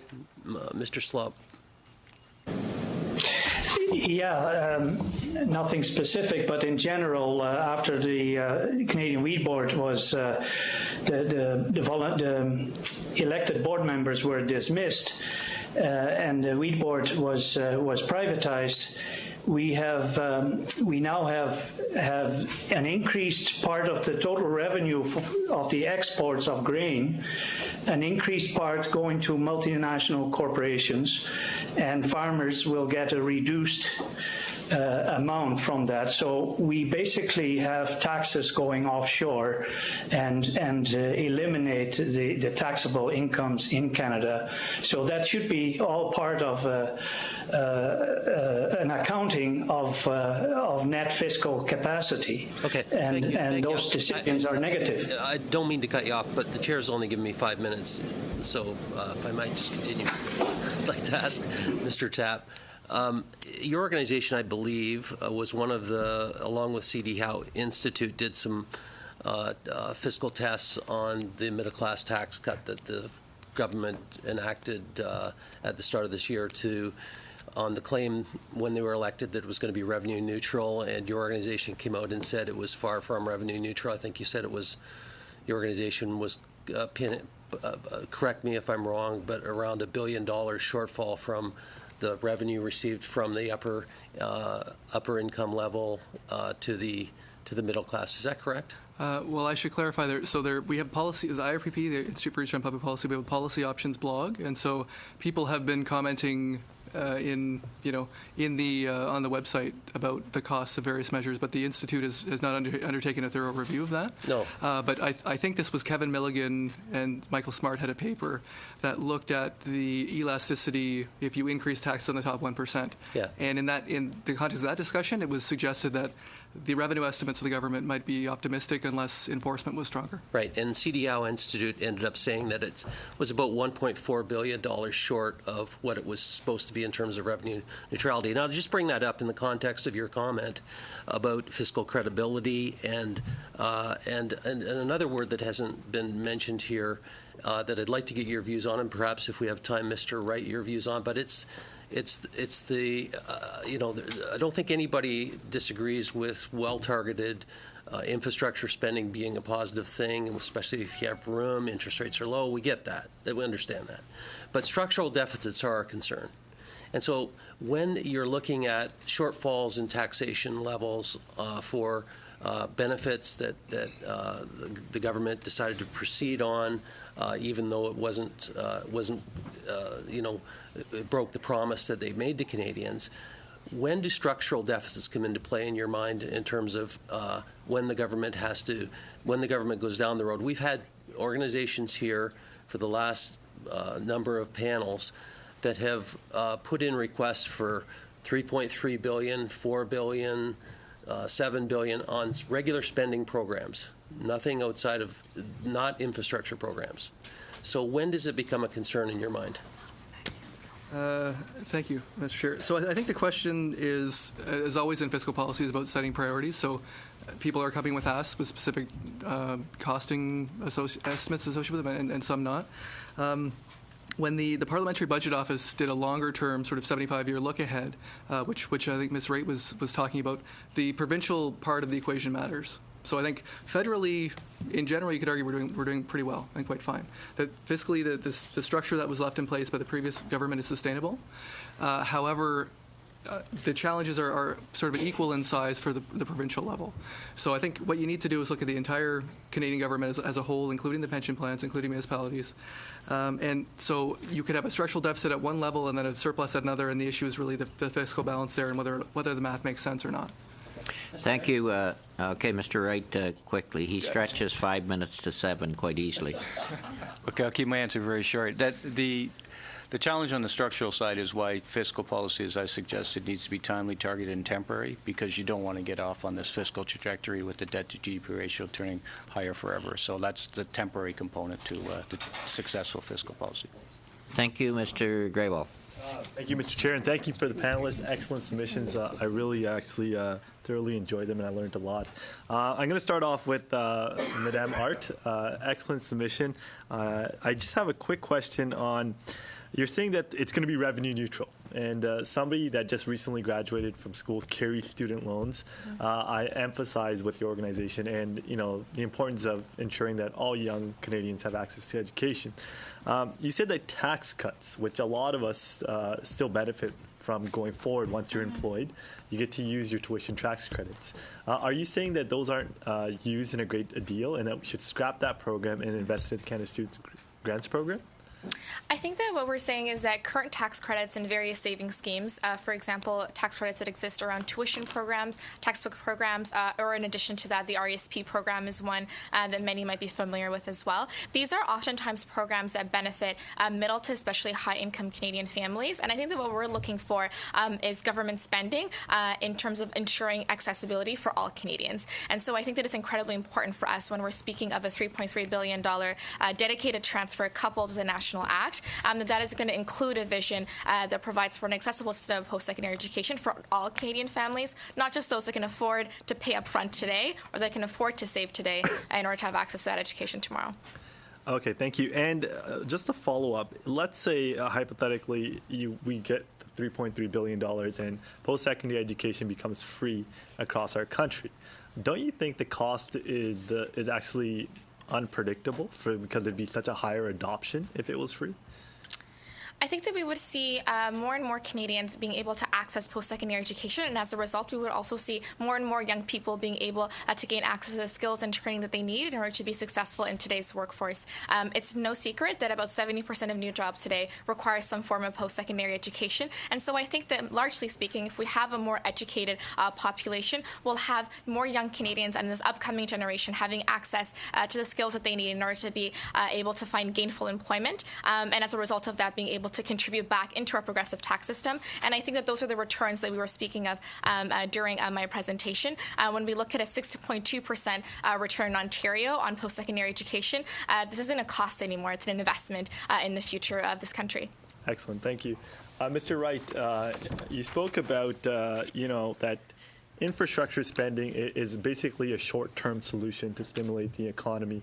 And our government's made a commitment to finance public infrastructure projects across the country, ensure that we have investments in infrastructure. And the requirements in the first year have been outlined as retrofit projects, like repairing affordable housing, stuff that hasn't happened for the last 10 years, and working with the provinces and the municipalities to identify these projects and get them going. My question goes a step further. Won't there be an impact at the provincial level? Because we've been speaking a lot about the debt to GDP ratio federally and then the debt to GDP ratio provincially. With the federal government being able to stimulate the economy through these infrastructure projects, won't we see an improvement of the debt to GDP ratios at the provincial level? Sure. In terms of the infrastructure spend, I suggested it's a short-term positive because it fills the gap in the economy that we need. And as everybody's kind of suggested, with low interest rates and you're not competing for labor and capital, it's the right time to do it, increase the odds of return on investment and the like. But I did suggest it's also long-term gains in productivity that's growing the living standards that we all share. So it's growing, accelerating the speed limit for the Canadian economy. So I do think there's long-term. In terms of what it does for the province, we have to keep in mind that if we just look at the federal government infrastructure, if it is $20 billion, that's 1% of GDP, and there's going to be some leakage in that. So you're not going to get a full lift of 1%. So will it help some of the provinces? Probably, as long as they don't do anything different with their deficit situation. But it is 1% spread across the country. It's not going to change the direction for some of the more fiscally challenged provinces, but it's probably a step in the right direction. So the trickle-down effect is very minimal, is what you're saying. Thank you. Thank you, Mr. Chair. Thank you, Mr. Leipert. And Mr. Chairman, I'll try and help you make up the time that my colleague so selfishly stole away from us. So. You're wasting your time. I will ask a couple of quick questions. Mr. Ross, I was interested in your 98% of farm families are still farm family owned. Do you have any numbers? And I'm assuming that 98% is 98% of all farm operators. But I would assume that the percentage of, in the case of grain farmers, the percentage of land that is farmed by non-family farms would be considerably less than that. Is that fair? I can't say that we have accurate statistics on that, but from our measure, a lot of what you'd characterize as larger grain operations in the West are still owned by farm families, and I mean the acreage that they manage is still managed by a farm family. So I don't think it's a fair characterization to suggest that larger operations are necessarily no longer managed by family farms. Well, certainly I think that things like Hutterite colonies have continued to buy up farmland, and so I was just wondering if there was a number on that. There used to be a time when agriculture survived to a large degree on off-farm income. In other words, going to work on the oil rigs in the wintertime. We have, certainly in Western Canada, a situation where it might be reversed now. What would the average farm wage rate be in, let's say, Western Canada these days? It's very. So you're suggesting just from the farm, the income they would generate from the farm itself? If you were employed on a farming operation full time today, what would the average wage rate be? It varies considerably depending on region. You'd find some farmers, for example, in northern Alberta near the oil patch would be for a typical farm, not operator, but someone working on the farm would be paying wage rates of upwards of $25 to $30 an hour just to be able to find people to bring onto the farm. When you come out east, I mean, that number declines depending on the region and the type of work involved. So I know when Dennis Laycraft was here from the Cattlemen's Association yesterday, and this goes to Mr. Sorbara's question, I think a lot of what he was referring to was not so much farm income or the inability to find workers on the farm. It was inability to find workers in places like packing plants and things like that, which are less desirable positions, even though the rate of pay might be pretty decent. Right. Would that be a fair? Yeah, we see the major drivers of a lot of the labor gaps in agriculture, the shortages are the remote locations involved often for a lot of the operations, that there's not a local labor force available to really meet that need, regardless of the wage rates offered. There are jobs that are less desired by Canadians that you can spend months and months recruiting and bump up your wage rates. And I know, for example, in packing plants, they offer very competitive benefits packages, and they're still struggling to find people to bring in. Can I steal my 2 minutes back, Mr. Chair? Go ahead. Mr. Wright, just one quick, I was told the other day that one of the things that's starting to happen with the U.S. economy is, of course, the U.S. economy is, relies largely on a lot of corporate earnings that are outside the U.S. And because of the high U.S. dollar, as companies are starting to report fourth quarter earnings, their outlook for going forward is much less optimistic, and therefore there's an expectation that maybe other currencies, such as the Canadian dollar, will start to actually increase because the U.S. dollar will start to come down, and therefore the response here in our country would be an increased Canadian dollar. Any comment on that? I think when you look at the U.S. dollar, it has turned the corner, but that's after a 10-year trend of depreciation. So it has bounced back from very undervalued levels, and that is translating into, on a quarterly basis, some foreign currency losses as they report back in U.S. dollar terms. So that's one of the components in terms of the recent weakness in quarterly earnings results. For Canada, we saw the flip side of the U.S. dollar weakness when the Canadian dollar went up to parity and beyond. Now we're seeing part of the weakness in the Canadian dollar reflects U.S. dollar strength. So if the U.S. dollar were to turn lower, we'd probably see some upward pressure on the Canadian dollar. But our view is the U.S. story, stronger growth relative to anywhere else in the major economies, the only central bank that's actually raising rates while others are still cutting and some into negative territory. Better fiscal position, better current account position. It suggests to us the trend should be predominantly upwards over the next couple of years. Ms. O'Connell. Mr. Chair. Thank you for your presentations. My first question, Mr. Tapp, the issue of shovel-worthy versus shovel-ready somewhat has me concerned given my municipal background, and I did finance and budgets for my region, which was an annual operating budget of about $1 billion, which is not the largest, but certainly not insignificant. And the true meaning of shovel-ready means that it's ready to go to tender for municipalities. So would you not agree that part of the issue, I think we can all agree on infrastructure funding and building smart infrastructure, long-term investments, is a great thing. But if a municipality has to spend $200,000 to $1 million on environmental assessments and design and engineering of a bridge, to have it then that project sit on a shelf if they don't get the funding, what municipal councillor is going to make that investment for a project that never sees the light of day? Part of the problem with the former government's infrastructure investment was that you actually couldn't use any of that funding on making a project shovel-ready. So filling potholes or doing sidewalk repairs or park repair was because you could do the engineering, you could do the studies in-house. So wouldn't the issue, and I think to your point about managing expectations in the first year, wouldn't that be actually opening up the investment to say, get these big transit projects or rail projects or whatever the case may be, getting those engineering drawings, the environmental assessments and all of that to actually make a project shovel ready? Wouldn't that be a better investment in, say, year one? Yeah, I think the only caution I was sort of offering to the committee was just, as I say, based on the experience that when I looked back at the 2009 package was more, if you, I mean, the argument that economists are almost always make is it should be timely, targeted, and temporary.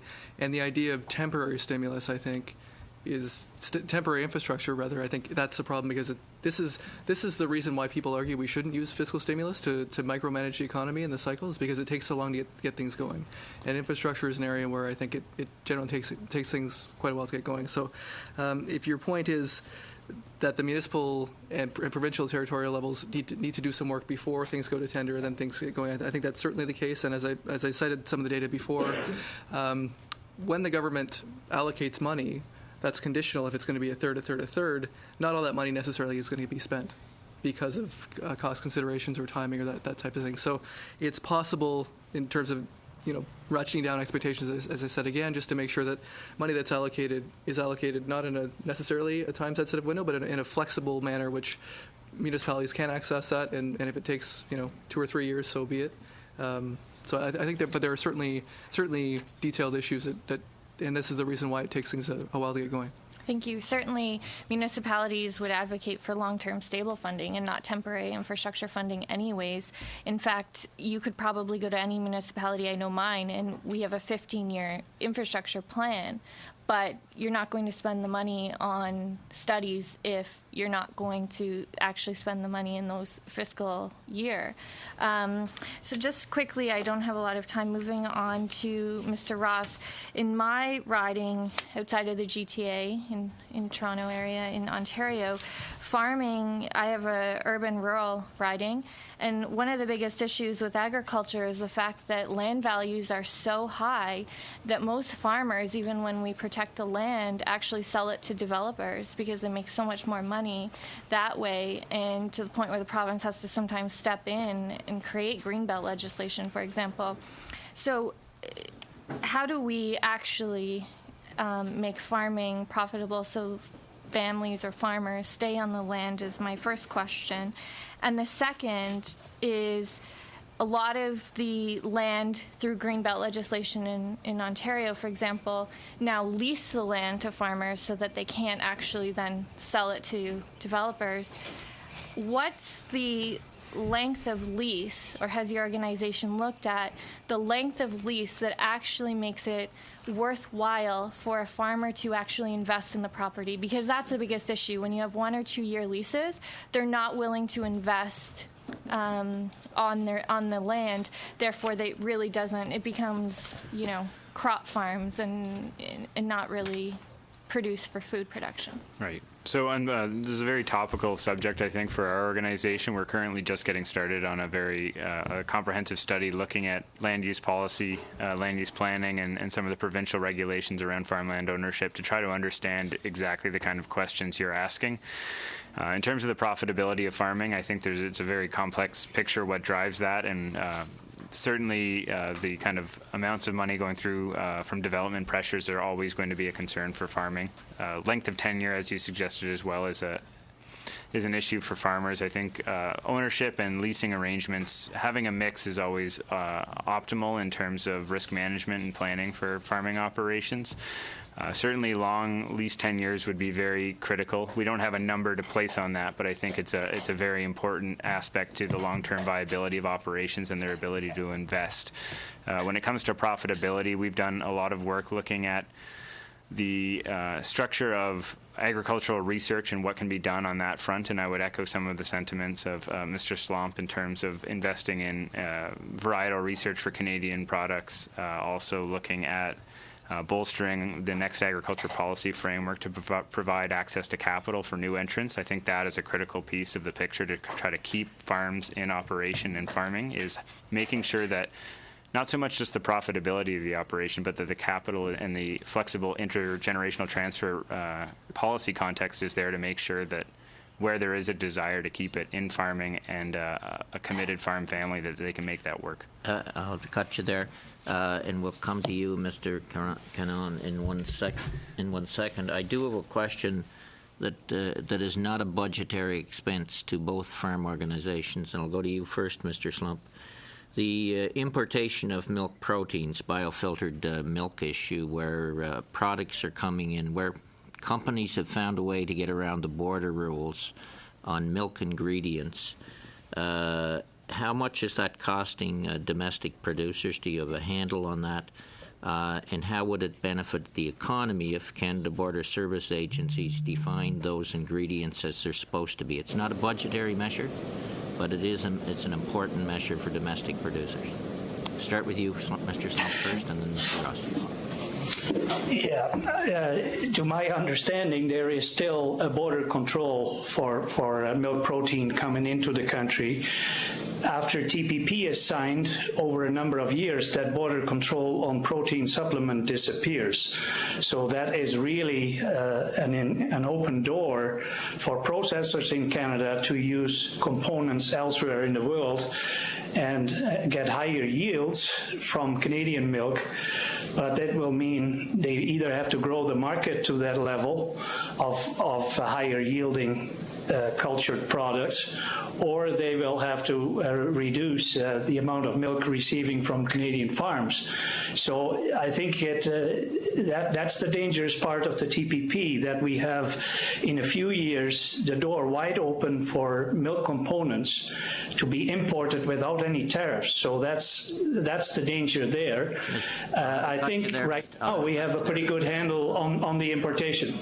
Mr. Ross? I mean, compositional standards for dairy are certainly a major issue, and I know there is significant cost associated with that. Just as an analog, I think, to that same issue is what I was speaking to earlier, was the program on duty release and drawback. And this is broader than just dairy. It also affects the poultry industry and the egg industry. But I know, for example, the cost of the kind of loophole that's being exploited in that regard at the CBSA front is costing them, it's gone up from $2 million in 2011 to 2 million kilograms in 2011 through this loophole to upwards of 96 million kilograms by 2015. So it's about 10% of the market share of the poultry industry. Mr. Caron, I'll give you 2 minutes. Sorry Merci. for taking so much time. No, that's fine. It's actually a short question, but for both Mr. Tapp and Mr. Wright, I've been sitting on this committee for 3 years. The question comes often. I don't see much development. Mr. Tapp, in your speech or your testimony, you actually said that what's needed now is a more comprehensive examination of Canada's tax system to make it more efficient and equitable.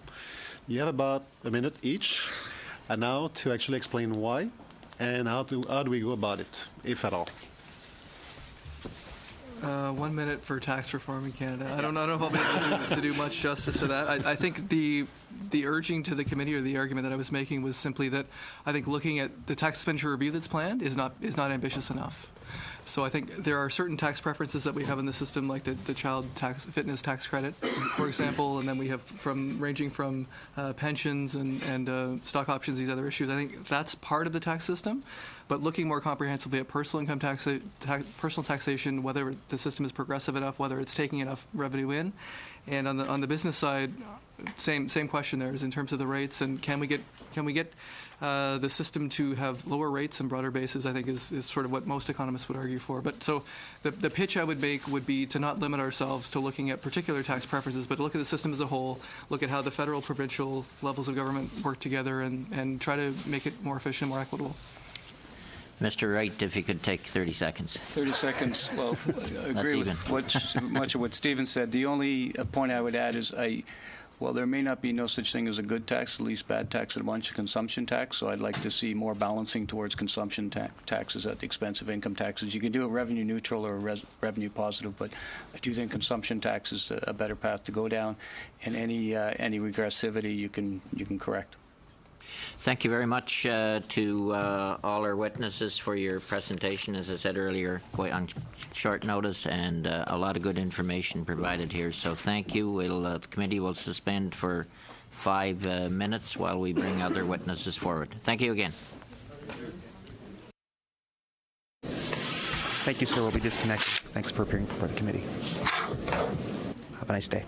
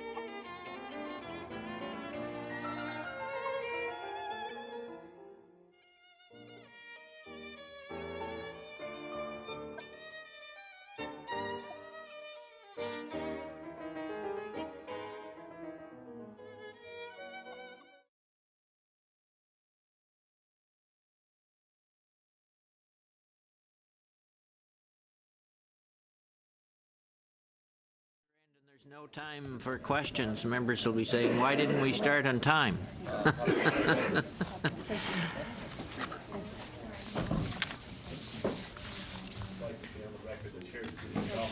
Okay, good.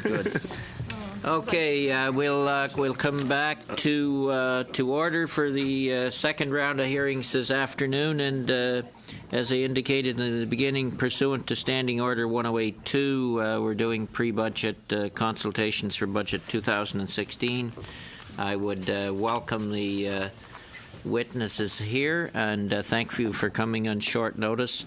I would also indicate that we hope that you can limit your presentation to 5 minutes. To go much beyond that, I'll have to cut you off. And the translation has given us an indication that some people are talking too fast to get their words in 5 minutes. And so you have to talk at a pace that they can translate. So, starting with the Canadian Association of Petroleum Producers, Mr. Ferguson. Welcome and thank you. Yes, thank you for the opportunity to present today.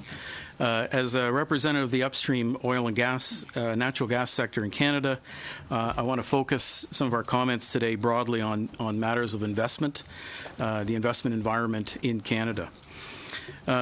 Simply put, we believe to create wealth for Canadians, significant and ongoing investment is required in the various sectors of our economy, ours included, of course. This includes investments in manufacturing, production, as well as technology development, people, and communities. So we look at it broadly speaking as an investment is a key criteria for creating wealth for Canadians across the economy.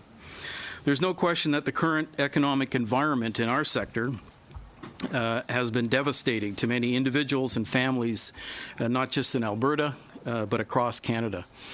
We're feeling the effects of the current commodity cycle across Canada, and we certainly appreciate government's plural recognition of the devastating effects and the willingness to find solutions and ways of mitigating some of those negative effects. I will also point out a bit of doom and gloom. The situation is not going to be corrected anytime soon. We see clearly that things will get worse before they get any better. So the one thing I do want to talk about in terms of the investment environment for our sector in particular, it's a notable fact for the last 8 to 10 years, every dollar of cash flow that our industry, our sector has realized in Canada has been reinvested in Canada. This is a pretty important record. I will add, too, that what's really important point onto that is that on top of that reinvestment, that cycle that's been pretty steady for the last 8 to 10 years, there's been a significant direct investment from outside Canada into the Canadian economy through our sector.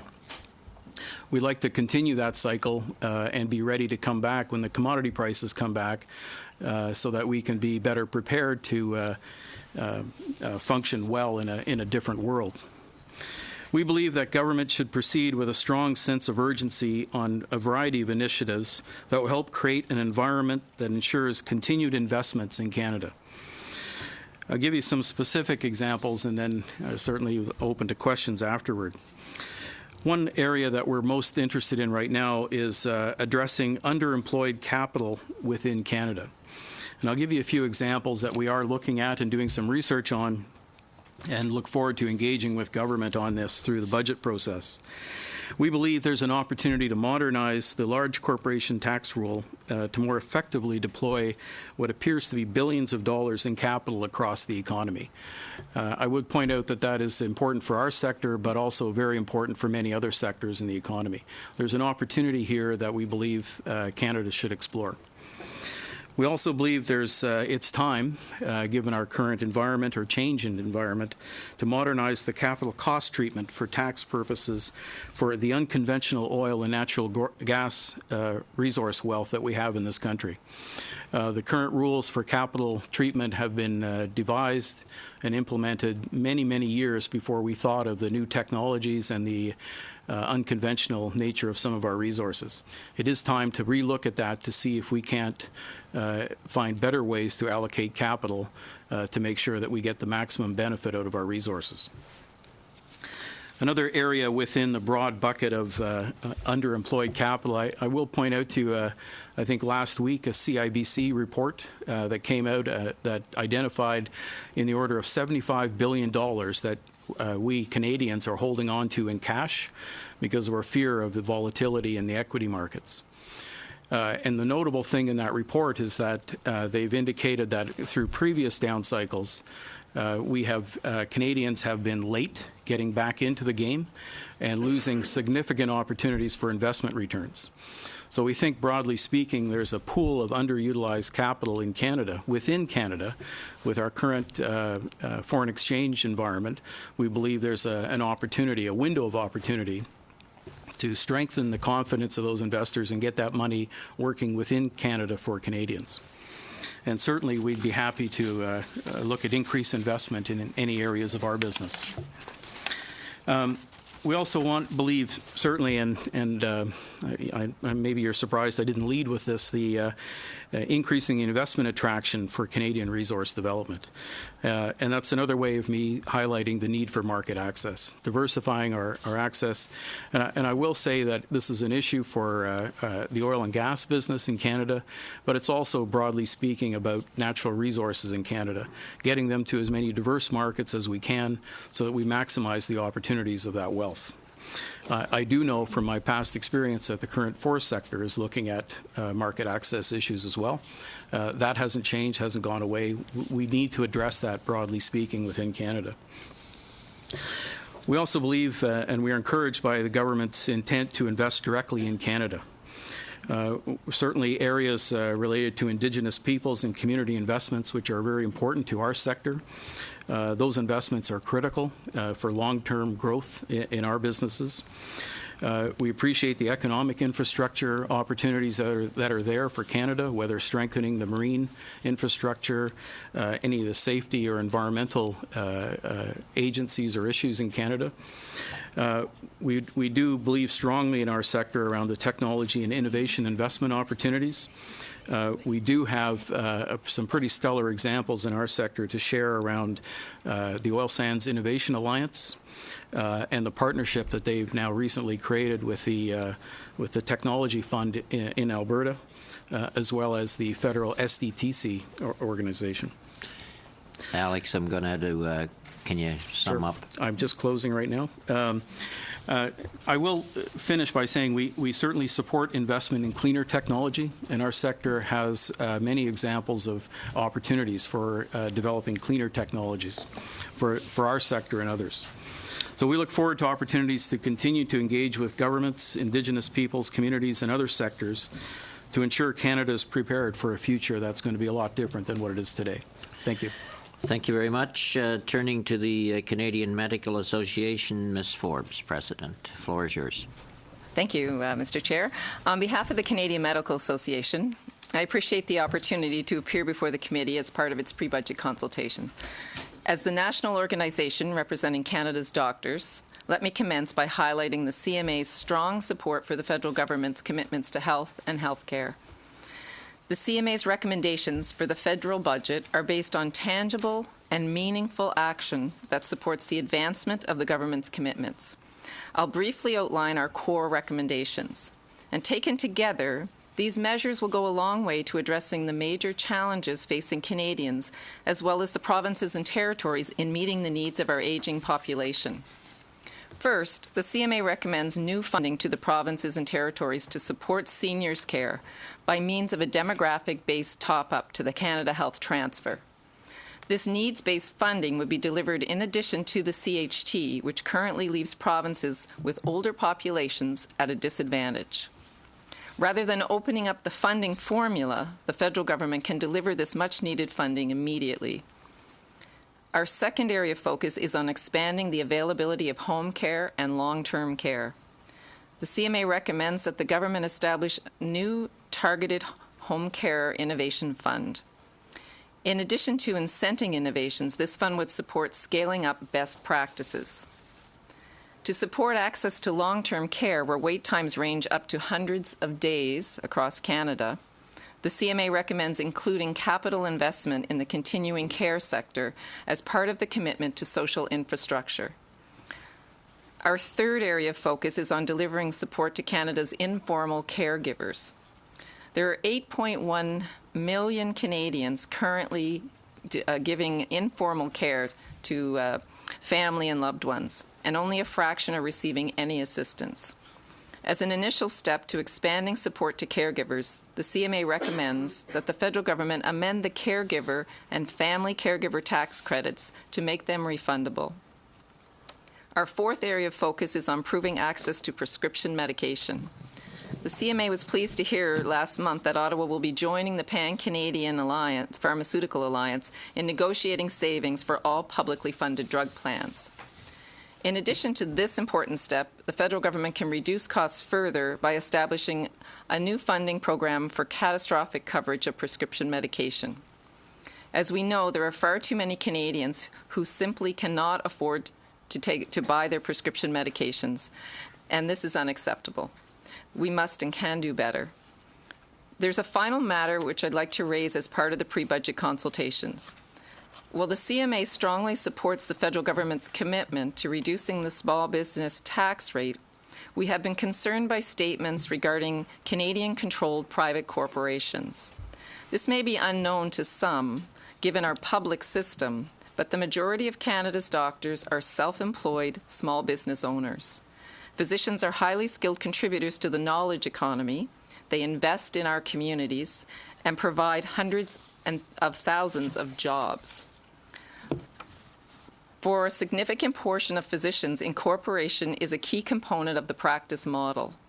Changes to this framework could introduce unintended consequences for the health sector. In light of the critical role of this framework, the CMA is calling on the federal government to affirm its commitment to the existing framework governing the Canadian-controlled private corporations. And I'd be pleased to provide more information on this issue. In summary, the CMA's pre-budget recommendations offer tangible and practical means of implementing many of the federal government's health sector commitments. Each of these recommendations have been designed to deliver an immediate impact in areas where Canadians are struggling the most. Thank you. Thank you very much, Ms. Forbes. With the Canadian Nurses Association, Ms. Sutherland Boyle.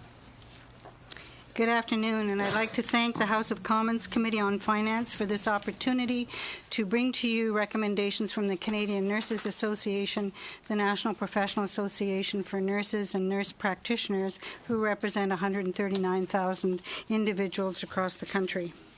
As nurses, we see firsthand how Canadians can be better supported by more accessible, community-based care approaches and a shift from current policies and funding models that drive acute, episodic, and hospital-based care. New models for more integrated, community-based care would emphasize health promotion, chronic disease prevention and management, client-centered accessible care, and a use of a range of technologies. Our official submission to the 2016 federal budget highlights 3 recommendations for your consideration. First, deliver federal dollars, health dollars, through a needs-based top-up, in addition to the CHT, to each province and territory based on demographics and population health priorities. This new formula would take into account the concerns that several provinces and territories have raised about the demographic differences and unique requirements of their respective populations, especially those living in rural and remote areas. Furthermore, to increase transparency for taxpayer dollars, we recommend that every bilateral agreement must include a robust accountability framework. Such a framework would take into consideration the relationship between federal funding and the measurable outcomes that need to be achieved for the benefit of Canadians, include reporting on a comprehensive set of indicators and outcome measures derived from existing national data sources, and provide outcome measures calculated using publicly accessible data to report on federal health funding and the associated measurable health and social outcomes that we seek to achieve for all Canadians. Our second recommendation is to improve access to equitable, national, publicly funded, home and community-based care that includes telehealth, mental health, and palliative care. We applaud the federal government's commitment of $3 billion over 4 years for home care. This funding will encourage a shift towards client-centered, cost-effective care that supports patients and caregivers and promotes health and well-being of Canadians. CNA will work with the federal government and stakeholders to support policy development, implementation, and scaling up of existing and new and promising models for community-based care. Our final recommendation is to invest in early, secondary, and post-secondary education for Indigenous students and in professional development for healthcare providers who serve Canada's rural and remote communities. We are ready to work with the federal government in acting to implement recommendations of the Truth and Reconciliation Commission and strongly support the government's commitment to make significant new investments in Indigenous education, improve essential physical infrastructure for Indigenous communities, and create jobs for Indigenous peoples. This can be achieved by providing a 4-year annual investment of $100 million to improve infrastructure in rural and remote communities, specifically in the form of construction of educational facilities and satellite learning centers and expanded broadband to promote distance education. We also encourage a 4-year annual investment of $25 million for initiatives to create more locally accessible infrastructure and learning opportunities for students enrolled in healthcare training programs and healthcare professionals already serving in rural and remote communities. Access to high-quality post-secondary healthcare education and professional development programs for health providers have been shown to lead to a more stable and skilled healthcare workforce to serve rural and remote communities. Thank you very much for your attention. Thank you very much. Turning to the Canadian Union of Public Employees, Mr. Sanger. Thank you very much. I'm the economist for the Canadian Union of Public Employees. Our new national president, Mark Hancock, is out of town and sends his regrets. QP is Canada's largest union with 635,000 members. We deliver frontline services for municipalities, healthcare, social services, education, and many other sectors in communities across Canada. Our members take pride in delivering quality public services, and with incomes close to the Canadian average of $40,000 to $50,000 a year, they depend crucially on quality public services to maintain their standard of living, as do all Canadians. As we all know, Ottawa experienced a record snowfall yesterday. I and many others spent hours shoveling snow for neighbours and pushing cars stuck on the road. I was happy to help, but also happy to see the snowplows arrive, operated by QP members. That's what we Canadians do. We shovel snow, but we also help each other. We help each other in our communities and as a country. We help each other out because it's in our nature and because if there's a car stuck on the road, someone in poverty, in sickness, or without a decent education, it holds us all back as a nation. And as a nation, our progress has been held back by inequality and an increasingly unbalanced economy. We need increased stimulus and infrastructure investment, but we also need more fundamental changes. We won't achieve sustained economic growth unless we work together to diversify and grow our economy, improve public services, generate good quality jobs, reduce inequality, and make the transition to a more sustainable economy. So to these ends, our recommendations for this budget are that the federal government increase infrastructure spending, particularly in public transit, green and social infrastructure, and particularly for those most in need, including through affordable housing, transition homes, childcare centres, seniors facilities, and community and cultural facilities. Federal infrastructure funding should support a long-term plan to reduce our emissions and generate good quality jobs. Federal and other levels of government should demonstrate leadership by ensuring all public buildings and facilities are constructed or retrofitted to high environmental standards. All federal infrastructure funding should be tied to environmental, climate change, and social requirements. In the short term, we support the government providing more than a third share of the funding for these investments tied to achieving environmental and broader social objectives, including decent wages, labor rights, pay equity, and opportunities for apprentices and equity-seeking groups. The federal government should also establish a dedicated fund to support public wastewater infrastructure investments required to meet the new national wastewater regulations. It should also increase funding for First Nations water and wastewater. We commend the government for removing requirements that recipients of federal funding use or consider P3s, but urge it to go further and eliminate PPP Canada and redirect the P3 fund to public infrastructure projects. It should also introduce comprehensive P3 accountability and transparency legislation. The Canada Infrastructure Bank shouldn't be another vehicle to subsidize high-cost private finance. With unemployment rising rapidly, we urge the government to accelerate planned changes to EI in this budget. In training and labour force development, funding should be restored with an emphasis put on literacy and essential skills development. As a priority, we agree the federal government should work with provinces and territories to establish and fund a national affordable and public nonprofit early childhood and education care system with a distinct system for Indigenous communities. And we also support reducing and ultimately eliminating undergraduate, university, and college tuition fees. We welcome the commitment to enhance the Canada Pension Plan and urge the federal government to demonstrate leadership in achieving a universal expansion of the CPP instead of deferring to piecemeal and provincial measures. A new health accord should provide significant annual funding increases strictly tied to enforcement of the Canada Health Act, as well as improvements and expansion of the public health care system, including a national pharmacare plan. We urge the federal government to commit to a 10-year timetable to increase our international development assistance budget and to dedicate at least half to least developed countries. We're opposed to ratification of Trans-Pacific Partnership, CETA, and other deals that expand corporate power at the expense of jobs, wages, the environment, and our democratic sovereignty.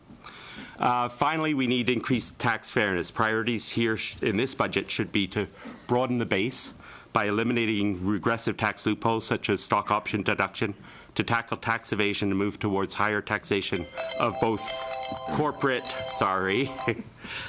and capital income. After many lost years, we look forward to working with the new government and parliamentarians to rebuild a more prosperous, diversified, equitable, and sustainable Canada.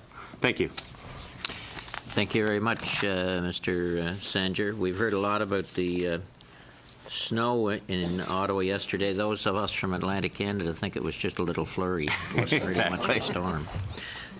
Turning to the YWCA Canada, Ms. Decker. How do you pronounce that? Dector. Dector. Good afternoon. Thank you for the invitation to appear today on behalf of YWCA Canada. For almost 150 years, YWCA Canada has worked to improve the lives of the tens of thousands of women and girls who use our services annually. My remarks today respond directly to their life experiences.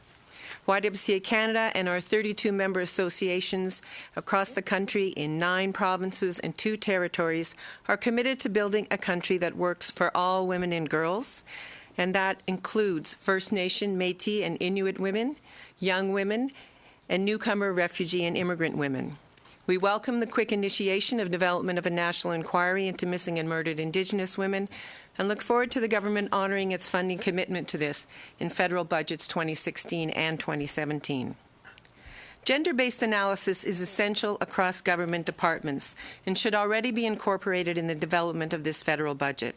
It is particularly important for allocation of infrastructure funds to affordable housing and early learning and childcare to ensure this spending responds equitably to the needs of women and girls. The Auditor General reported that in the 20 years since the government committed to applying gender-based analysis, it has only been implemented in some departments and agencies. Correcting this will require ensuring Status of Women Canada has sufficient staff capacity. YWCA Canada welcomes the government's support of the motion on pay equity earlier this month. Women working full-time year-round earn 20% less than men in comparable work, feeding poverty and inequality. We look forward to funding in Federal Budget 2016 to support recognition of pay equity as a right, implementation of the 2004 Pay Equity Task Force report, and restoration of the right to pay equity in the public service.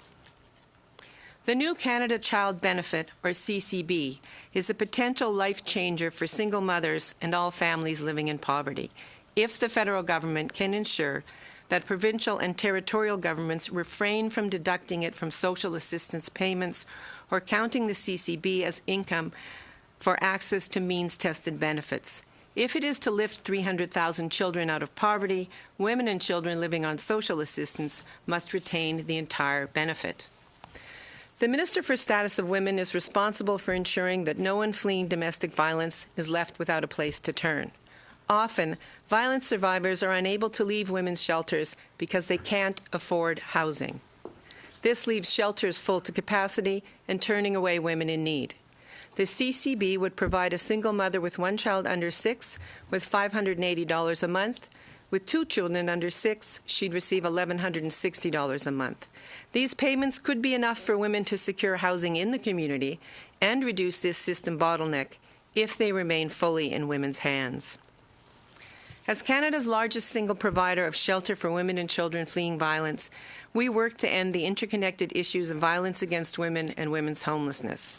Federal Budget 2016 needs to provide a minimum of $5 million to Status of Women Canada to support participation of the violence against women sector in the development of a national action plan on violence against women. Federal Budget 2016 should restore the Shelter Enhancement Program at $10 million per year to achieve the promise of no one turned away.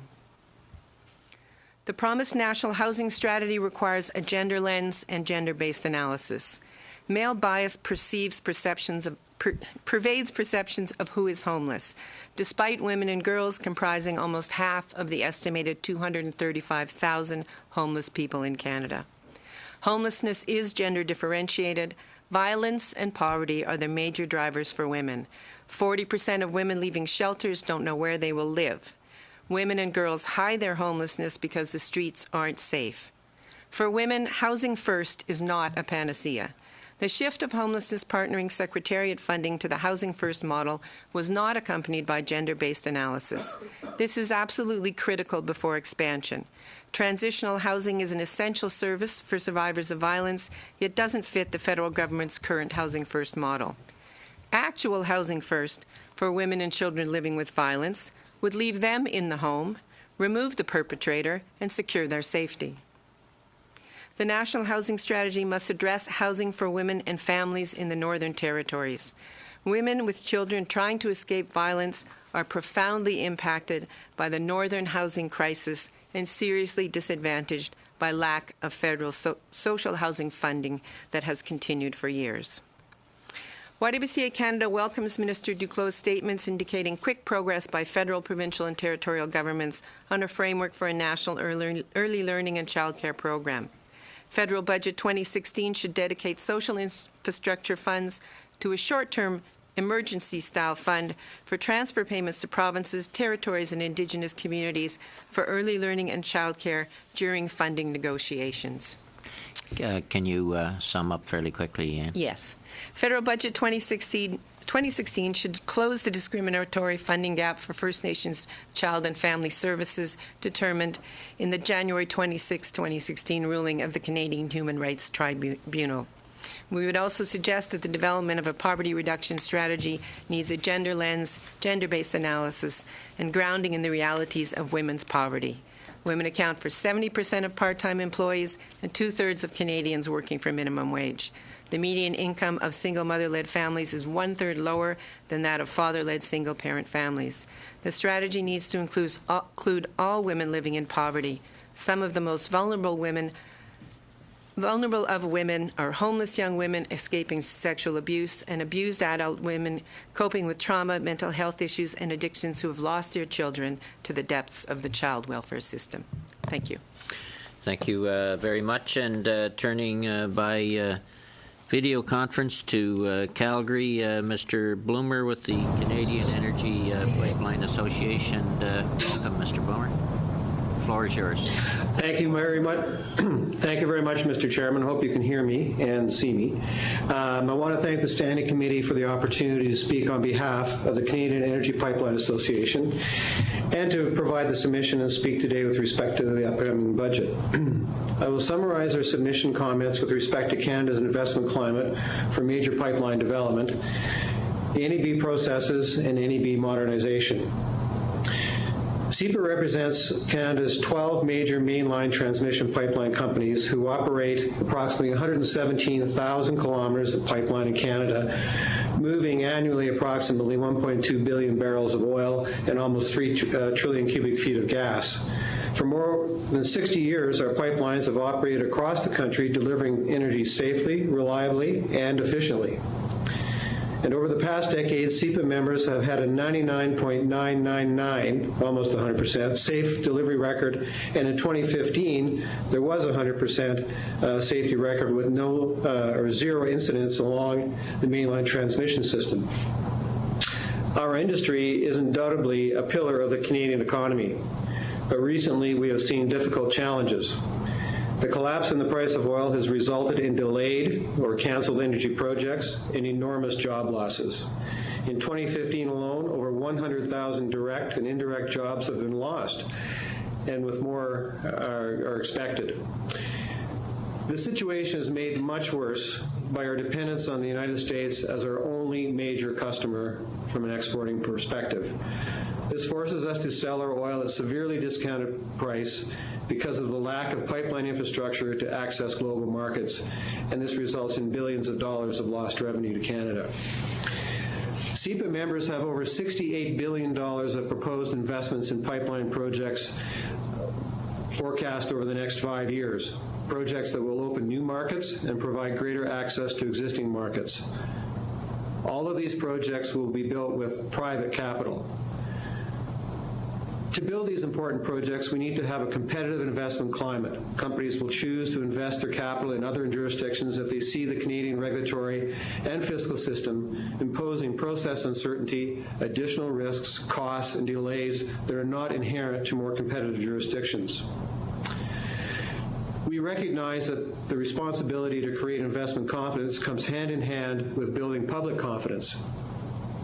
To build public trust and confidence, we believe that decisions on whether new pipelines will be built must be placed and based on predictable and rigorous quasi-judicial processes based on evidence, science, and fact, and appropriate consultation.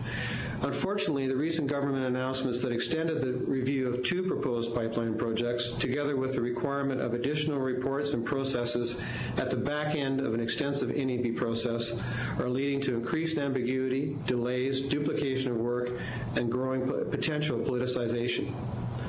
Building public confidence requires industry, regulators, and governments to work together. To that end, CEPA recommends the following. We need to avoid politicizing the NEB. We are concerned with the potential politicization of the review process and believe that an evidence-based process serves better than a cabinet decision for Canada, which may be based on politics. The National Energy Board was established in 1959 to depoliticize the energy infrastructure decisions. More recently, we find ourselves in a similar situation. The legislative changes brought by Bill C-38 in 2012 changed the role of the NEB from making a decision to making a recommendation to Cabinet, leaving Cabinet with the final decision. The change has now led to politicization of decision-making process. CEPA recommends that this 2012 amendment be reversed, restoring balance in decision-making towards the NEB, a quasi-judicial regulator whose decisions are based on science, fact, and evidence rather than with Cabinet. On modernizing the NEB, the government is also committed to moving forward with that. However, we need to recognize that not everything is broken. Ensuring the board composition reflects regional views and has sufficient expertise is a good step, particularly greater Indigenous representation. Taking a look at governance and the practices and overhauling information management systems should be part of modernization. The NEB's role in regulating existing operations spans the life cycle of a pipeline, from design approval, construction, operation, and ultimately abandonment. It has done this for 60 years, mostly quietly. Continuous improvement is always welcome, but we do this at the same time as recognizing that the NEB is recognized globally as a leader in life cycle pipeline regulation. As we modernize the NEB, we believe that public confidence can be improved by getting the right balance, building on what works well, improving what doesn't, and providing the regulator with the tools and resources for oversight through the entire life cycle of pipelines. CEPA believes that a strong, credible regulator needs to be well-resourced to provide the tools it needs to fulfill its mandate. This was recently confirmed by the Commissioner of the Environment and Sustainable Development's report. To better address these issues, CEPA recommends that the Treasury Board grant the NEB greater flexibility with the cost recovery model, allowing the NEB to better attract and retain highly skilled employees and to continue to fulfill its strategic priorities. So in summary, by improving public confidence and trust, we're better able to make progress on necessary pipeline approvals and infrastructure development. Thanks for the opportunity. Thank you very much, Mr. Blue. And we'll go to round one of questioning, and I'm going to take a minute off each person in order to get everybody in. So, Mr. Ouellette, go ahead. Thank you very much, Chair. I really appreciate the opportunity. This is my next question is actually for the Canadian Association of Petroleum Producers and Mr. Ferguson. Why should liquefied natural gas companies get capital cost depreciation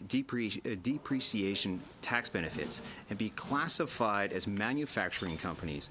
Now, most businesses get 8%, but you just got in on February 19th, 2015, in the last federal budget, a tax break really amounting to billions of dollars, of 30% now.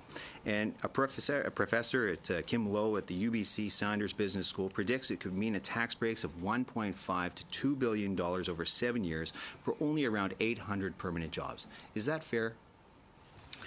Well, first I'd like to comment that our association represents the upstream, and the LNG industry is a downstream part of the sector, so it's not really.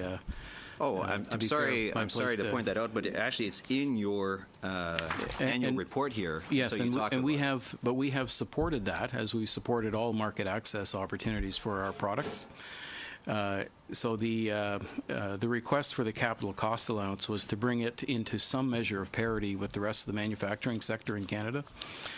So our perspective when we looked at it and did some analysis of our own was that we thought we could support that, given that it does add value to British Columbia, adds value to our resources, and diversifies our market. Okay.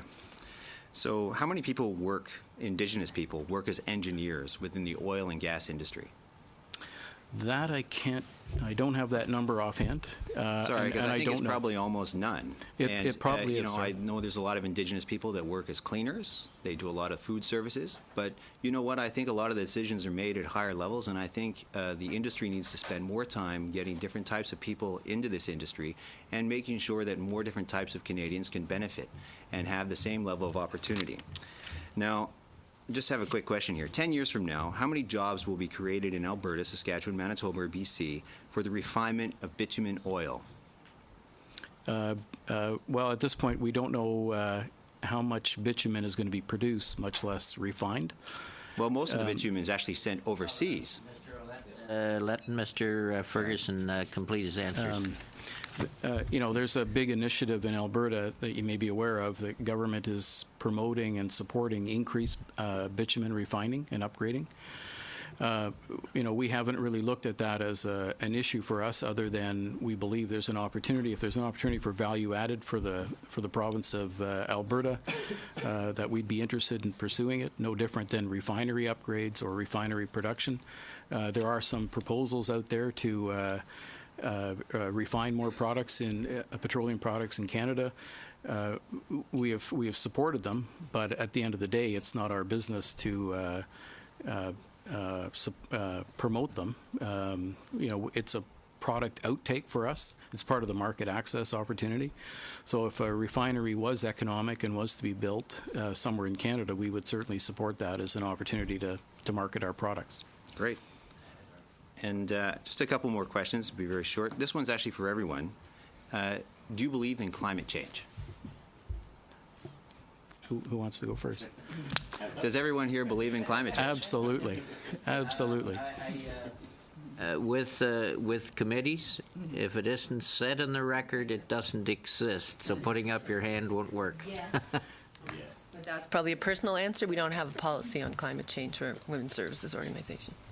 Anyone else want to add? Go ahead, Ms. Well, I was Forbes. just going to add at our annual meeting this year in Vancouver, we're having a keynote speaker on the effects of the health of Canadians due to climate change. So Canadian physicians are certainly aware of climate change. I would say on behalf of our members, yes, given the amount of effort and focus we have on that issue. Thing that I'd just like to add is... Seep, I would have to echo that. Mr. Sorry about that, Mr. Bloomer, we missed you on the video conference. Go ahead. Apologize. Yeah, I was sorry, it was just cutting out a bit. No, I was just going to say that with respect to the climate change question, yes, we believe in climate change, and I think we are supportive of the greenhouse gas initiatives in Alberta and the focus on that federally. Charlotte. Go ahead. And just, I guess this is, a comment directed at the Canadian Energy Pipeline Association. You know, I really believe that most Canadians did not have confidence in the National Energy Board and the processes that were put in place. And I think this is why we had a change in government in this country. It's partly due to that and many other reasons as well. But at the end of the day, I think, you know, these decisions are going to have to be made right across this country. And I think the process has to be improved to hear different voices and make sure that a diversity of people have their voice involved in that entire process. And so I hope that the Energy Pipeline Association will be supportive of looking at getting different people, especially Indigenous people, in which you indicate that you believe in consultation and working with them involved in that, and actually having a more scientific and data-approved process where you get all those different voices. Mr. Bloomer, do you want to respond? No, that's correct. I mean, we support the deepening of consultation with First Nations, and we do say, with respect to the modernization of the NEB, that those voices at the board level should be included. Okay, thank you to Mr. Leipert. Well, thank you, Mr. Chairman. I will resist the temptation that I was starting to build there, Mr. Chairman. I think in this whole process that we've been going through for the last 2 days, that particular line of questioning was the most inappropriate I've seen and heard. And if I wanted to take the next 5 minutes as the Alberta representative and give my 2 representatives from Alberta the chance to repudiate some of the stuff that's just been said, I could do that. But I'm not going to lower myself to that standard. And I'm going to ask some questions that I think are relevant to our discussions why we're here today. You got the floor. Go ahead. Thank you. The presentation by the Canadian Medical Association, I wanted to get a little bit more information around the your third proposal on tax breaks for caregivers. Can you elaborate a bit more on that, because I'm not familiar with what the situation is today, and I probably should be. But give us a couple of examples of how this would actually be applied in real life. Yes, so currently there is a caregiver tax credit that people can apply for, which would cover expenses that might be incurred in giving care to their loved ones or family members, and it's not refundable. So that, you know, there is nothing that they would receive back at the end of the day from that actual tax credit. So we're suggesting that they would actually have money back in their pocket. I think they're allowed to claim about 15% when the current the way the current caregiver tax credit works, and it would be a somewhat small measure, not touching the 8.1 million Canadians who are giving this type of care, but it would likely reach the ones who are giving the most care or in most need in some way of giving them some money back at the end of the day. Well, and this might also be a question for the nurses' presentation. In this whole area, because I don't think there's anybody around the table who would disagree that this is an issue that I think is going to be a challenge for us going forward. And it's not just the fact that there are going to be more requirements for caregiving. I think we're a society today that would just as soon pay someone else to give care. So are you also, would this also reference to workers that are, because I don't know if you're referring to in-home care, if you're referring to care that's in facilities. I'm just trying to get a better sense of what. Yes, so this is care being provided in the home. In the home only. Some people have left their jobs. Many people are working full-time and providing care either to their parents or neighbors, friends. Often it's an elderly parent. And any of the costs associated with that, they're not receiving any support. So this is really just one measure. There are many other things we could be doing to support them in terms of respite and supplies and other physical support, home care. But this is just one measure that's it's easily implementable. It can be done immediately, and it would provide some relief for people that are spending a lot of money. It is expensive in the sense of different forms of care that you're providing, and giving up your income as well at the same time. So it's just one measure. And I certainly am glad you highlighted the issue around small business. Yes. Because we did have someone during the election campaign make a statement that I thought was unfair relative to the fact that we have something to the effect that many small businesses were nothing but a tax dodge. And we raised that issue yesterday with the Canadian Federation of Independent Business. And I think that that's something that you need to continue to hammer home on. Thank you. Do I have more time? Well, you have about a minute left. Curious on the CUPE presentation around the public-private partnership arrangement, corporation. I think it's been well proven that having competitive bids, if you might, has always worked best for Canadians. So I'd like to challenge your comments about doing away with the funding for the public-private partnerships, and ask if you've got any concrete data that would show that these projects are better spent being funded solely through the public system.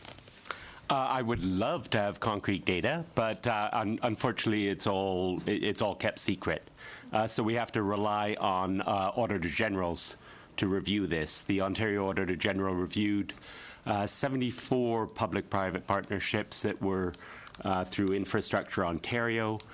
They found that they cost $8 billion more than if they had been publicly financed and operated.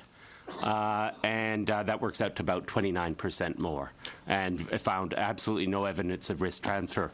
I called for the previous government passed Financial Accountability Act, which actually reduced the transparency for public-private partnerships. Can I ask one question on it? Did that take into account? Sorry, Mr. Leipart, we're over time. Mr. Caron.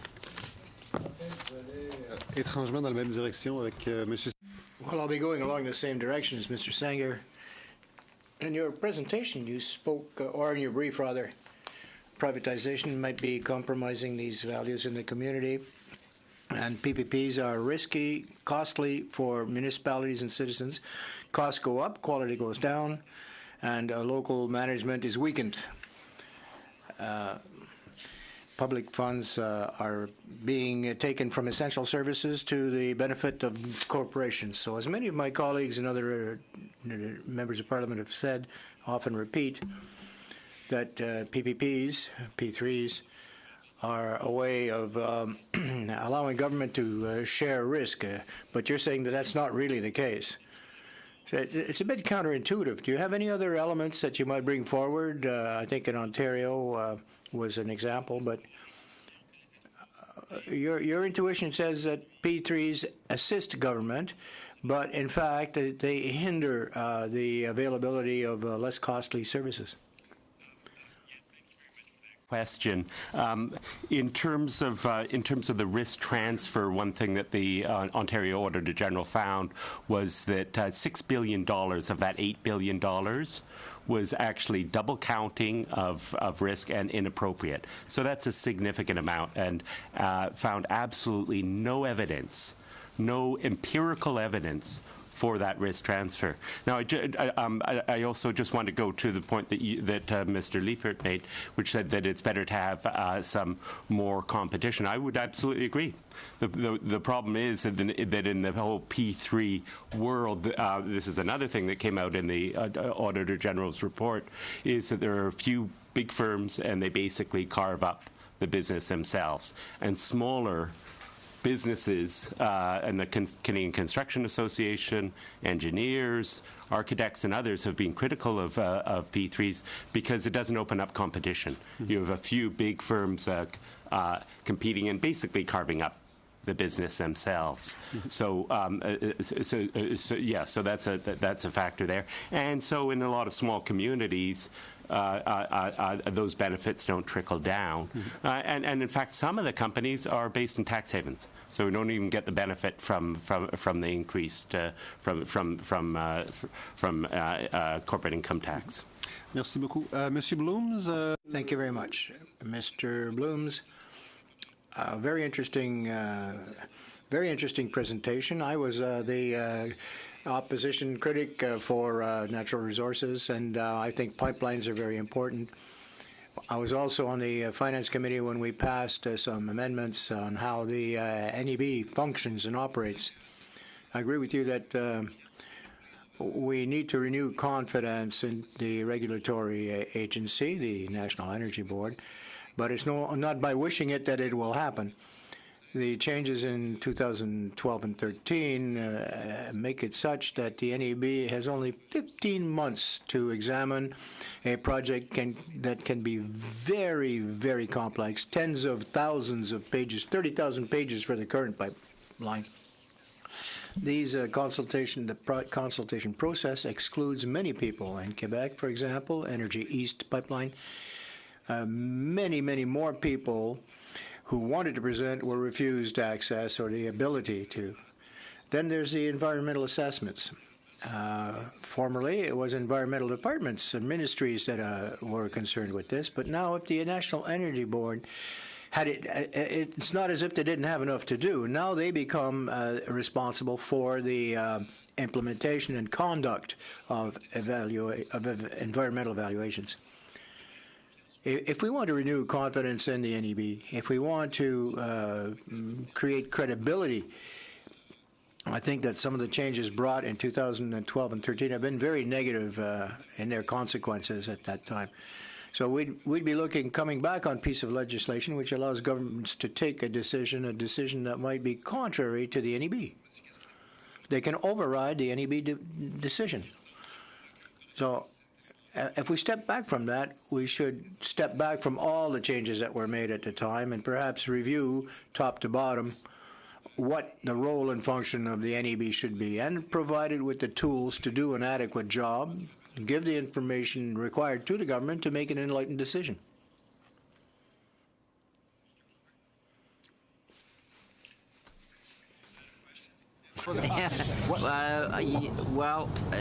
Yes.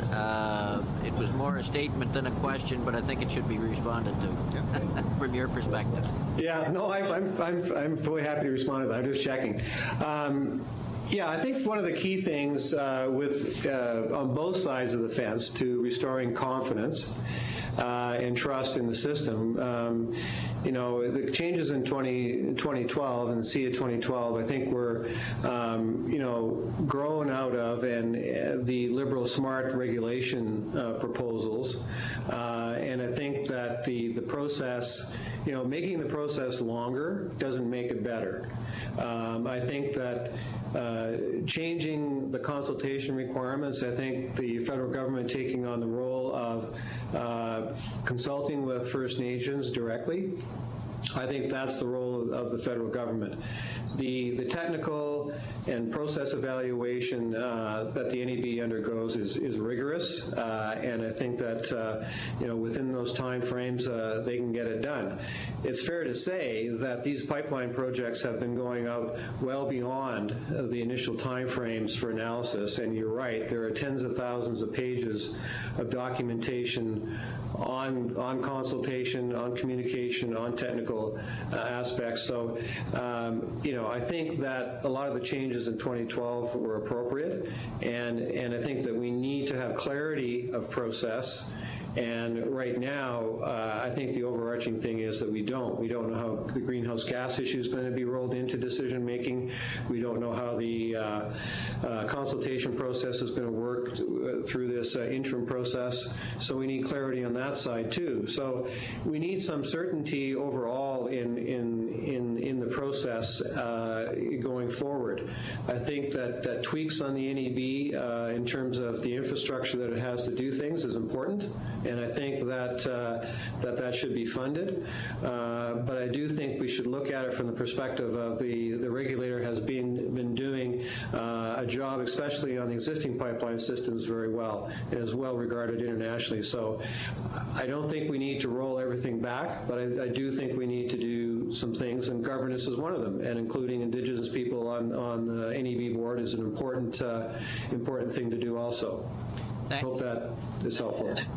Thank you, and I'll thank you, Mr. McKinnon, and I hope we can get back to budgetary issues. Merci, Monsieur le Président. Moi aussi, j'ose croire qu'on puisse atteindre cet objectif. I hope we can get this objective. First of all, thank you all to allow me to intervene here today.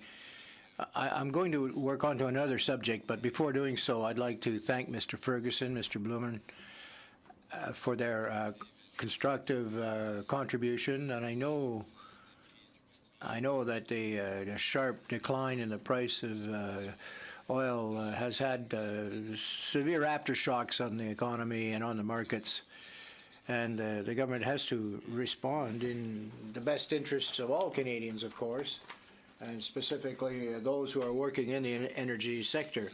However, my question will be directed, as we have a good proportion of the health sector represented here today, practitioners, one and all. We know that in 2005, when a new health accord was negotiated by the Prime Minister Martin, there'd been a demand on the part of the provinces that the federal government assume a leadership role in health.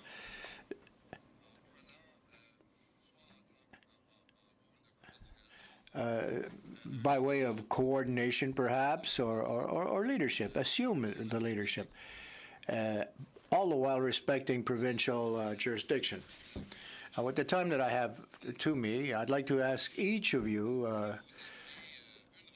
if you had one recommendation to share with the committee as to federal leadership in the field of health, other than investment, of course, which you've recommended, what would that recommendation be? One recommendation. In terms of the Canadian Nurses Association, we believe that one of the recommendations where the federal government can make a real contribution is in bringing groups together to develop principles and standards for home care for Canadians across the country. We have standards for many other processes, but we do not have standards for home care across this country. So people often would say that the home care that you get is based on your postal code. And what we would would suggest is that we have an opportunity with the federal government to provide leadership to develop standards related to access, governance, degree of services, types of services, et cetera. And that would be a huge contribution to healthcare. Sorry to interject, but do you mean like a Canada Health Act type assurance? No, just a series of standards related to types of service, governance, access, et cetera. Thank you. So I'm hoping I understand your question correctly. You're asking what is the one ask that we feel would have the most benefit from a provincial territorial point of view. I think where do you think the federal government could play a leadership role in the well, health certainly with the Canada Health Transfer, and we've made that point very clearly. First of all, because it would affect every province. It would be additional money to every province. Some obviously have older populations than others. Atlantic Canada, Quebec, British Columbia certainly have the oldest populations. But we do know that with older populations, we have increased costs. For instance, 15% of the population of Ontario are seniors, and they account for 50% of the healthcare spending. So that would be a benefit to all provinces and territories, and it's definitely something that the federal government have the ability to do. In our submission, we talked about a new health accord, but that funding needs to be tied to enforcement of the Canada Health Act, a pharmacare program, and a number of other areas. So strong enforcement in that area, ensuring it remains public, and expansion in different areas, for instance, community and primary health care, continuing care, and a mental health strategy. So that's one, but with a lot of different things inside. Still have some time. Yeah, you still have time. You get a full minute. Okay, so perhaps just go a little deeper on my question. Some of the things that were discussed, I believe, in 2005 were things like e-health or electronic health records. Some of you alluded to prescription drug procurement and other things where the federal government, by playing a role, either a coordination role nationally or some sort of other leadership role nationally, could help, in fact, assist the provinces. Some people called it uploading, but well, obviously we always want to be careful about provincial jurisdictions here. But is there, other than what you've just outlined, some of which are increased investments, is there a more affirmative leadership role the federal government could play? Well, I think certainly in the area of home care. And that was really the purpose of our recommendations of having a home care innovation fund. You know, across this country, we know there are great things happening, but they're in small pockets. And there have been pilot projects that have not, they've been successful but not been scaled up. And it is one of the things that the federal government can do by bringing the provinces and territories together, identifying best practices and supporting them. And that's the purpose of an innovation fund, to not just support the concept of innovating, but to actually invest in the best practices that are working. And we don't have that ability across this country right now, and that's something the federal government can certainly do. Second round of questioning, starting with Mr. McColman, 5 minutes. Thank you, Mr. Chair. This is a simple question. I'd like all the organizations to answer if they can, and just keep it to the number because my time is limited. He only gives me 5 minutes. I don't know why he gives me that, but he does. For those of you who are making requests to the government to spend more on programs, have you quantified that number as to what your ask is? Start with yourself, sir. No, we haven't. We haven't done the final details. Okay, it's more conceptual. Yes, so we have a conference board report that has quantified 3 of those items: the Canada Health Transfer, the caregiver tax credit, and the home care innovation was one of them as well. And I can give you those numbers. What's or the I total? Can. So it was 1.6, and 91 million. Those were the 3. 1.6 million, 1.6 yeah, million. billion. Billion. Yes. Billion. Okay. Ma'am, We nurses? talked about investments in home care in support of the $3 billion that the government has committed to home care. And we know that by investing in that, home care costs $55 a day, and in-hospital care costs $1,000 a day. So it's good use of it. $3 billion was the ask. Yeah. Yeah. I didn't include numbers in the submission, but I'm part of the alternative federal budget process and have quantified the numbers there. And I also prepared the fair tax chapter on that. And so, What's the number? Well, I said I didn't quantify them in this, but Can you give me an estimate? I'll show it to you when we've got the alternative federal budget out. Okay. And they're affordable. We'll supply it at a later date. Thank you. Okay, ma'am? Hi, yeah, I made two quantified asks. One was $5 million to Status of Women Canada to support the sector engagement in violence against women National Action Plan, and the other was $10 million for the Shelter Enhancement Program. Thank you very much. And anything from the petroleum pipeline people? Yes. I would say from our perspective, it's less of an ask, it's more of a give. If we have an appropriate regulatory system that allows us to have access to new markets, that's plus billions of dollars. And if we're investing in building these pipelines, that's plus tens of billions of dollars. Okay, so I got to cut you off. Sorry, it's zero. Alderman, I'll not take time from you, but I think it's fair for Ms. Sutherland Bold. She said $3 billion was the ask, but what's the saving from going to home care? Let's balance this out.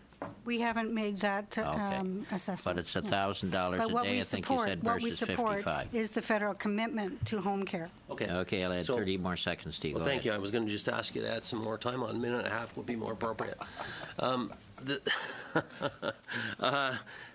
To the CUPE representative, sir, you had mentioned in your submission to us that that you're against TPP and you're against the CETA agreement. Is your position on free trade agreements in general against? I said that we were opposed to agreements that expand corporate power at the expense of jobs, wages, and undermine. You mentioned TPP, I believe, and CETA. Yep, opposed ratification of the TPP. You're opposed ratification of both of those free trade agreements. As long as, for instance, TPP includes investor-state dispute settlement, and right now I read in the newspaper that there's a company suing the Canadian government for $600 million. Okay. And I believe your organization, if my memory corrects me right, you were against NAFTA as well. So let's move on to the next question, which was the question regarding home care. I'm very familiar with that. Worked 29 years with some of the most vulnerable people in society, disabled people. And often in some of the most gut-wrenching circumstances, parents have to tend to their children's needs when they're diagnosed with cancer. That was my situation when my son was 2 years old. I have a small business. My wife and I, one of us left our job and we stayed with our child. We found through those years that the support of civic organizations, civil society, if you want to call it that, civic organizations, the Cancer Society of Canada, and others was quite adequate. In fact, a little bit overly generous at times for our situation. There were other families on the oncology floor, about 16 of us at McMaster Hospital, where there were other people in different socioeconomic circumstances who were given additional resources from civil society organizations, church groups and others who support that. Is there any place in Canadian society for that to be a model to go forward? We survived it and we came out stronger, and we weren't eating Kraft dinner every night. We were living not a rich lifestyle. We're not middle. Not going to go there. But you know what I'm saying? You know what I'm trying to say here? Like, I hear all of this, and I think it's admirable. But I'm a conservative, and I say the government can't do everything for everybody. So I'd like to respond to that. So I'm certainly familiar with many of the community resources as a family physician, and it's an important part of our system. One of the problems is that it's somewhat fragmented. Very often one agency doesn't speak to the other, or it's very difficult for caregivers to actually find out what's available in the communities. So the coordination of it is not optimal in many cases, certainly in the community where I work. However, there's still a role for the public system.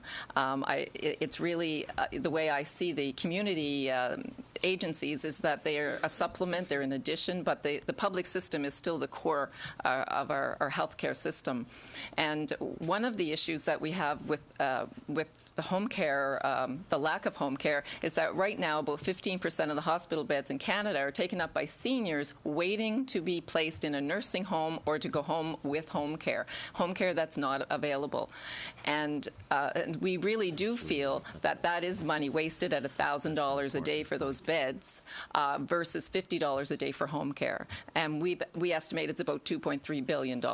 So that's one of the issues. Yeah. But I do hear what you're saying. That is an important part of our system, but it can't replace the role of the public system. Thank you for acknowledging there is a role. Thank you very much. Turning to Mr. Sobera. I got, what, 10? 5 minutes. 5. Question for Cap and from the Energy Petroleum. WTI is at $31 a barrel today. He's really taking up time today. WCS is what, half of that, I think? Have either of your organization estimated the lost revenue from the discount between WTI and WCS to the Canadian economy? I think it's a fairly dynamic relationship between them. So it really depends on, which time period you want to pick. It's significant enough, I would say, at any given time that you don't want to lose that opportunity. But we're talking in the billions, probably. Yeah. Okay. Yeah. Chris, I think what's important to point out is... Sorry, excuse me. If I may. Yes, please. Thank you. I would say that the differential between WTI and WCS today is a function of us having to discount our heavy crude into the U.S. market. With access to offshore markets and so on, that differential would collapse substantially. And the reason I asked that question is that we have introduced legislation to review the NAB process. And we need an NAB process, National Energy Board process, that has the confidence of Canadians, that has the confidence of stakeholders. And it's the right measure to take, whether it takes 2 or 3 extra months or 2 or 3 extra months less. We have to get it right. And we have to get the approval system in place correctly. And I've actually worked with NEB employees, and they are actually very good. I completely agree. But we need to get the process correct to get that discount down, to narrow it and eliminate it, and get those tax revenues, because the Canadian economy is losing money from this discount. And that's why it's so important, in my view and in our government's view, that the NAB process has the confidence of all Canadians. So I want to get that. Second question, we're experiencing a supply shock on the oil side. Mm-hmm. Demand is actually still increasing. Mm-hmm. Not many people, you don't see that written as much, but demand is still going up. But we've hit a supply shock in terms of shale oil and gas, the Middle East, but Saudi Arabia and Iran, Iraq. Do your organization see this as a temporary phenomenon or a permanent phenomenon?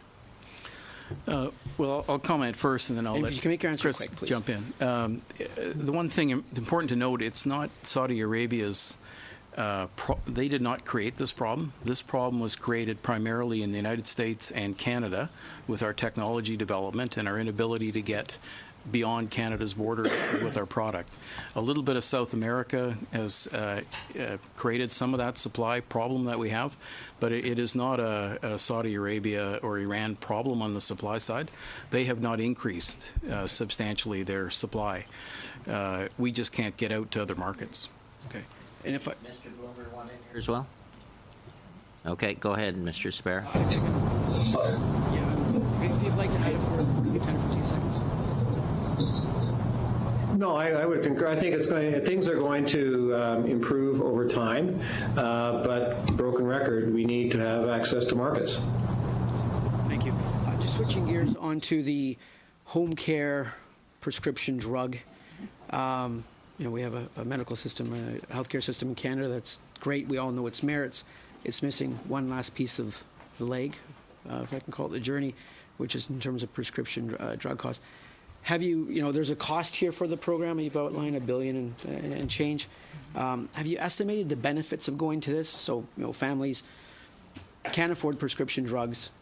They end up going to emergency afterwards. Right. And there's that. And then just on your general comment on the refundable versus non-refundable tax credits, it's shameful that the system is structured as made it as such, because if you are in the lower income brackets and you don't have taxes payable, you don't benefit from it, and it's a shame. It's a shame, and it's actually a tragedy. But more on the prescription drug side, if you can add some comments there, please. So, if I understand your question, you're asking me if we have the some sort of cost analysis of what is being saved by funding the. So I think the answer to that is no, but. I think that there is definitely a cost of patients not filling their prescriptions and not treating their diseases, whether it be diabetes or heart disease, and whether we can actually cost out the patients who didn't fill their prescriptions and ended up, in emerge or in heart attacks. I don't think I don't have that number for you. But we know that there's a human cost along with the system cost of not filling the medications. And our suggestion was that at the very least, a catastrophic coverage of no one having to pay more than $1,500 a year would certainly be a start towards working towards, making sure that all Canadians who need their medications can obtain them. Mr. Genius. Sorry, go ahead, Mr. Sanger. I just wanted to follow up. Analysis by some professors at Ottawa U has found out that overall savings from a national pharmacare program would amount to about $10 billion. Now, there are other savings in the fact that if you have common social programs like that, it increases mobility. And that's the same thing with the Canada pension plan. If you expand that, it increases mobility between jobs as well. Mr. Genius, 5 minutes. Thank you, Mr. Chair, and I want to direct my questions to Mr. Ferguson and Mr. Bloomer. I have the pleasure of representing the riding of Sherwood Park, Fort Saskatchewan, which is really Canada's hub for energy-related manufacturing. We have the industrial heartland, and I'm very proud of our region and the jobs that are created there, but also across the country. So I did want to pick up on this issue of accelerated capital cost allowance, because I was a bit concerned by some of the comments made by the Liberal member, and I think this is a good opportunity for us to talk further about just what accelerated capital cost allowance is and how important it is for creating jobs in my region and across the country. Now, so many of the products we use on a regular basis come from energy development. Even the election signs that we used are a derivative of a petroleum product that's in plastic. Even Liberal and NDP election signs come from the energy sector in some sense. And accelerated capital cost allowance, it's not a cost to government. In fact, it's an economic incentive that creates opportunities for the government to generate revenue, because it allows companies who make major investments in energy-related manufacturing to write off the cost of that capital earlier on. So it creates jobs, but it also creates an opportunity for revenue. And it just seems to me that given the situation right now in Alberta with relatively higher unemployment than we've seen in the past, now is a very good time to create incentives for these kinds of projects. Now is a very good time for more activity in the downstream sector. So I know we have you gentlemen here representing the upstream sector and the transportation part of our energy resource sector. But I wonder if you could talk a little bit more about the importance of accelerated capital cost allowance and maybe the kinds of things that we could include in the budget that create incentives for the downstream sector for energy-related manufacturing.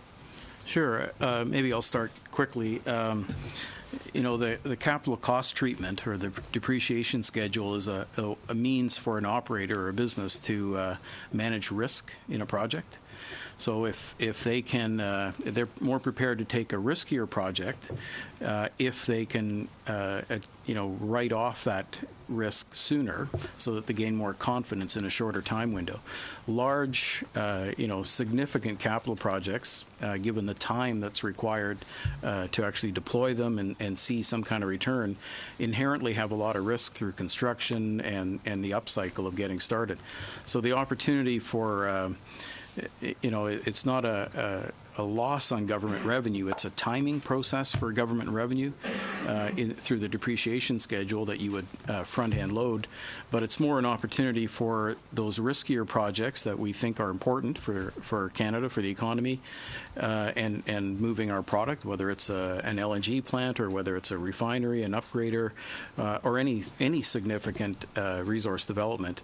Having the ability to write off those riskier projects sooner is a way of freeing up capital that can be deployed elsewhere. So, Chris.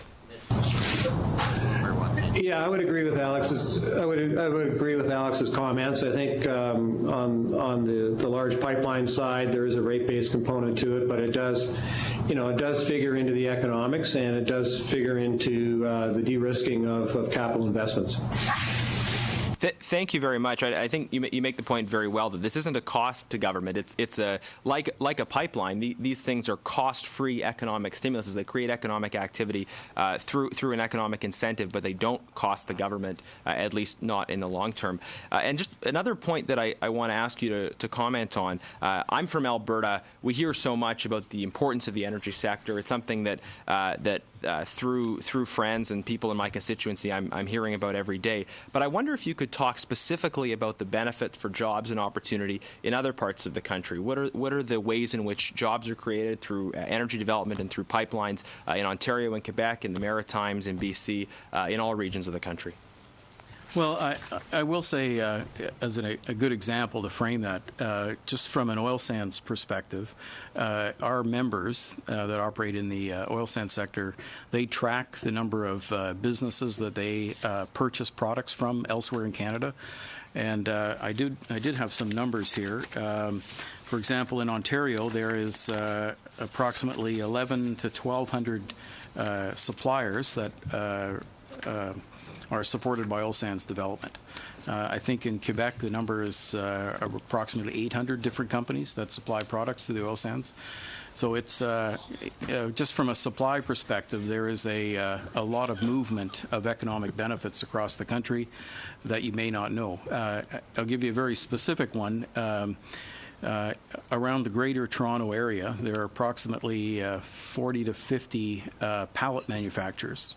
And these people provide, a good opportunity for jobs, especially for new Canadians in that kind of sector. Well, almost every product, other than huge equipment, moves on a pallet. So when we buy a product from a supplier in Ontario, it has to be loaded onto a pallet that needs to be manufactured in Ontario and moved to Alberta. So it's, we do have the numbers. I'd be happy to share them more specifically if anybody's interested, but we do have a pretty wide breadth in the economy. We're well over time, Mr. Genius. Mr. Bloomer, have anything you wanted to add to what Alex had to say? Yes, please. Just a short comment. I think that the nature of pipeline infrastructure is those benefits are translated right across Canada, and the scale of investments we're talking about are significant and are spread across Canada. And I will say that there's probably on maintenance alone in the existing system, there's probably $3 billion a year that's spread across Canada also. So those benefits are transnational and they're long term. Okay. Thank you. Thank you. Thank you very much, Mr. Bloomer, and thank you to all the witnesses who appeared. A lot of information, a couple of testy moments, but that goes what happens at committees from time to time. So appreciate everyone's presentation. We will suspend for 5 minutes while the next witnesses come forward. And members, there is lunch back in the corner there. Thank you very much, sir. We'll be disconnecting. Thanks again for appearing before the committee. Have a nice day.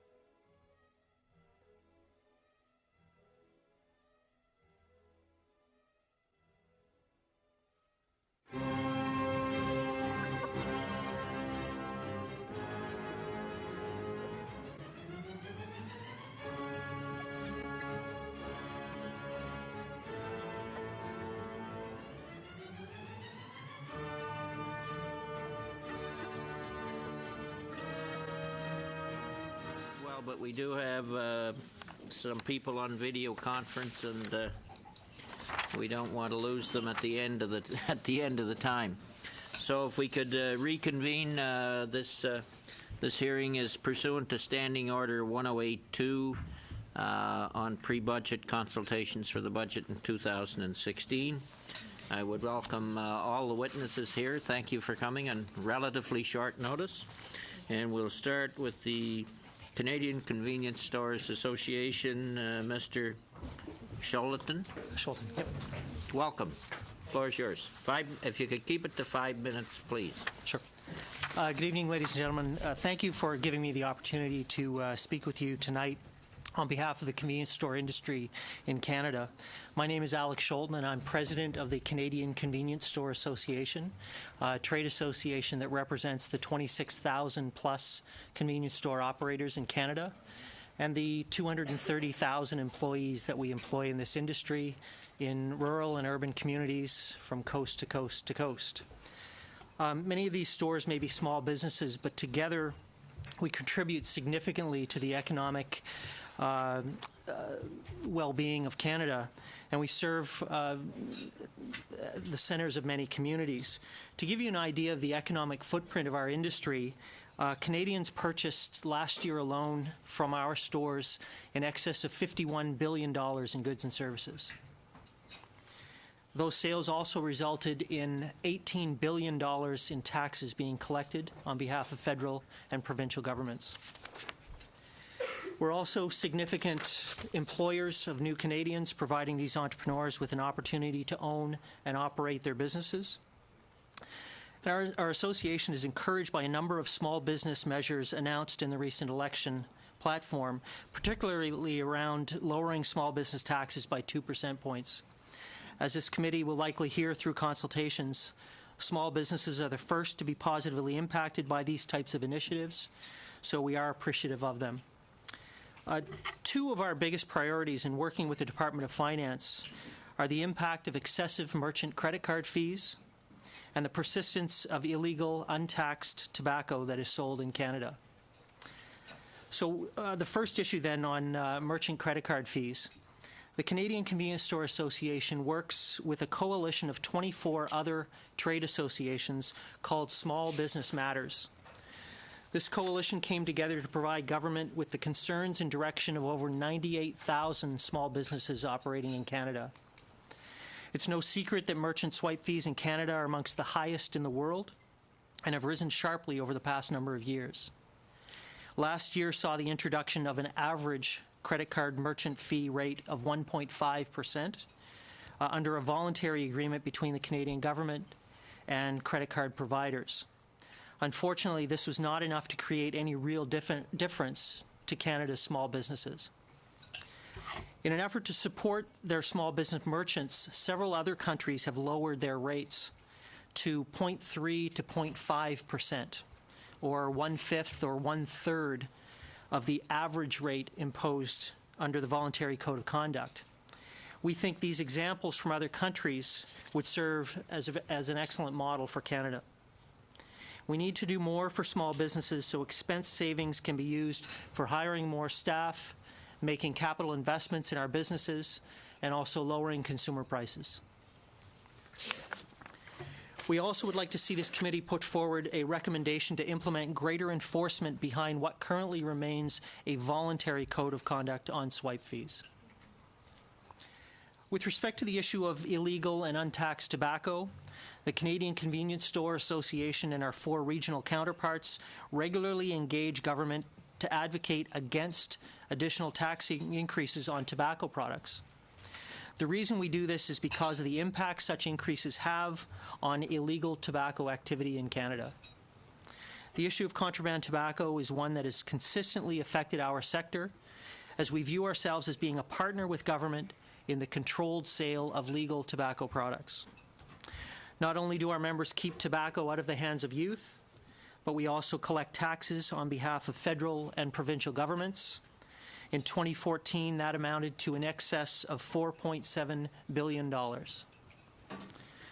Tobacco tax increases are often advocated as a way to reduce smoking rates, particularly youth smoking rates. The reality, however, is that once taxes become too high and prices skyrocket, consumers simply purchase their products elsewhere. That is, in the illegal and uncontrolled environment.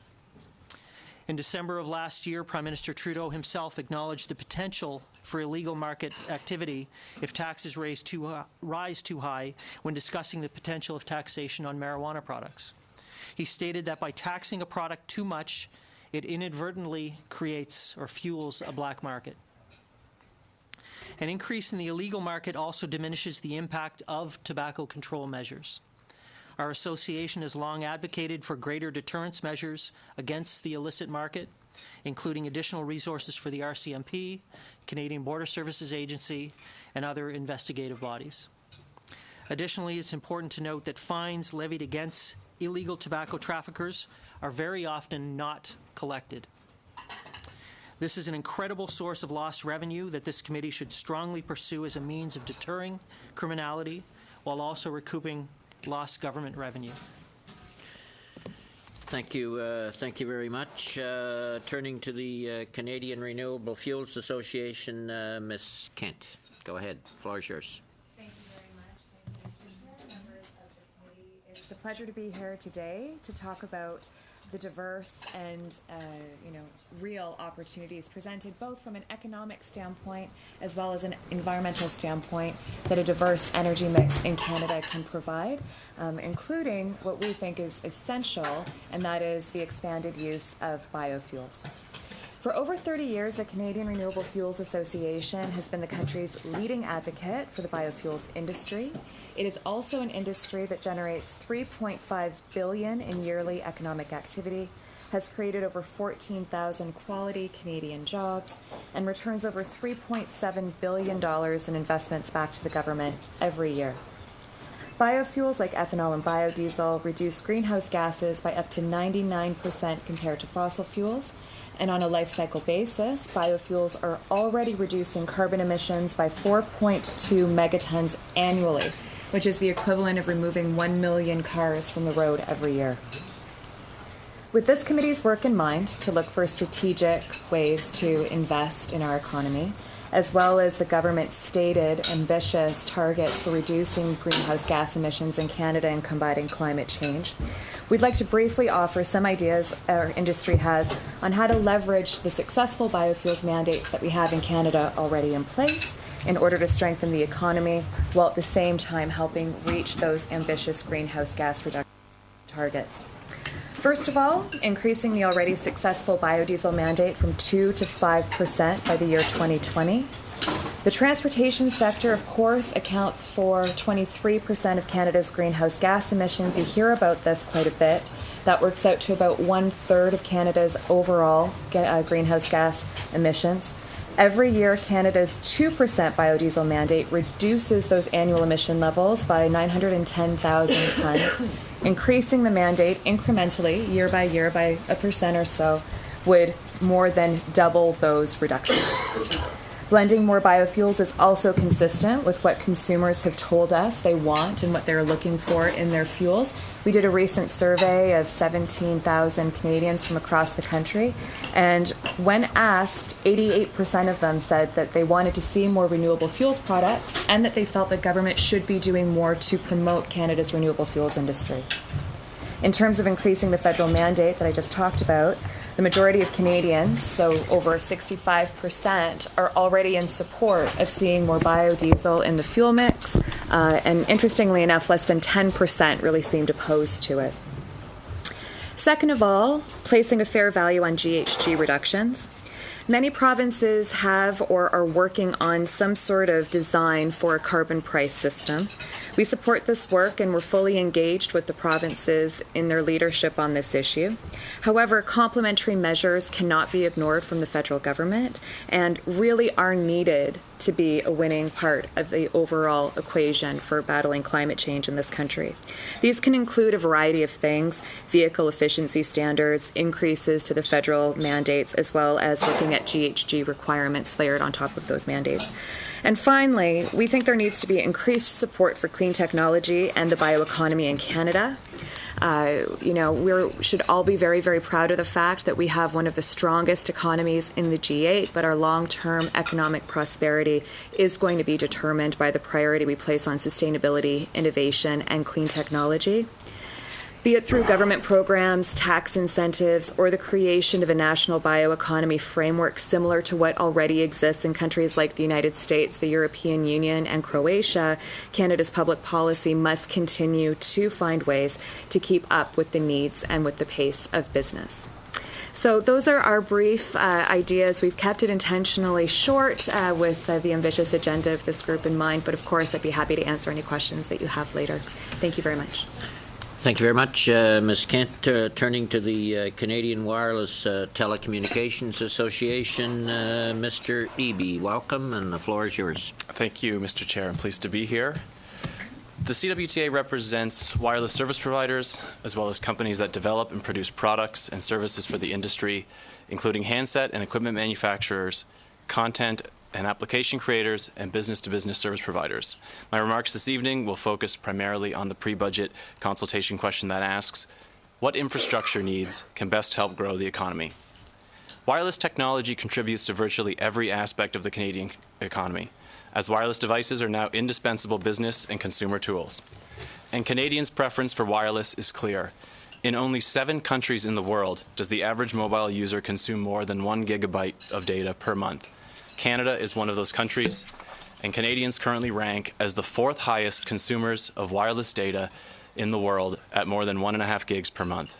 The cumulative effect of more Canadians using smartphones and connected devices to do more is massive growth in overall data usage. The latest projections indicate that Canadian mobile data traffic will increase 600% by the year 2020.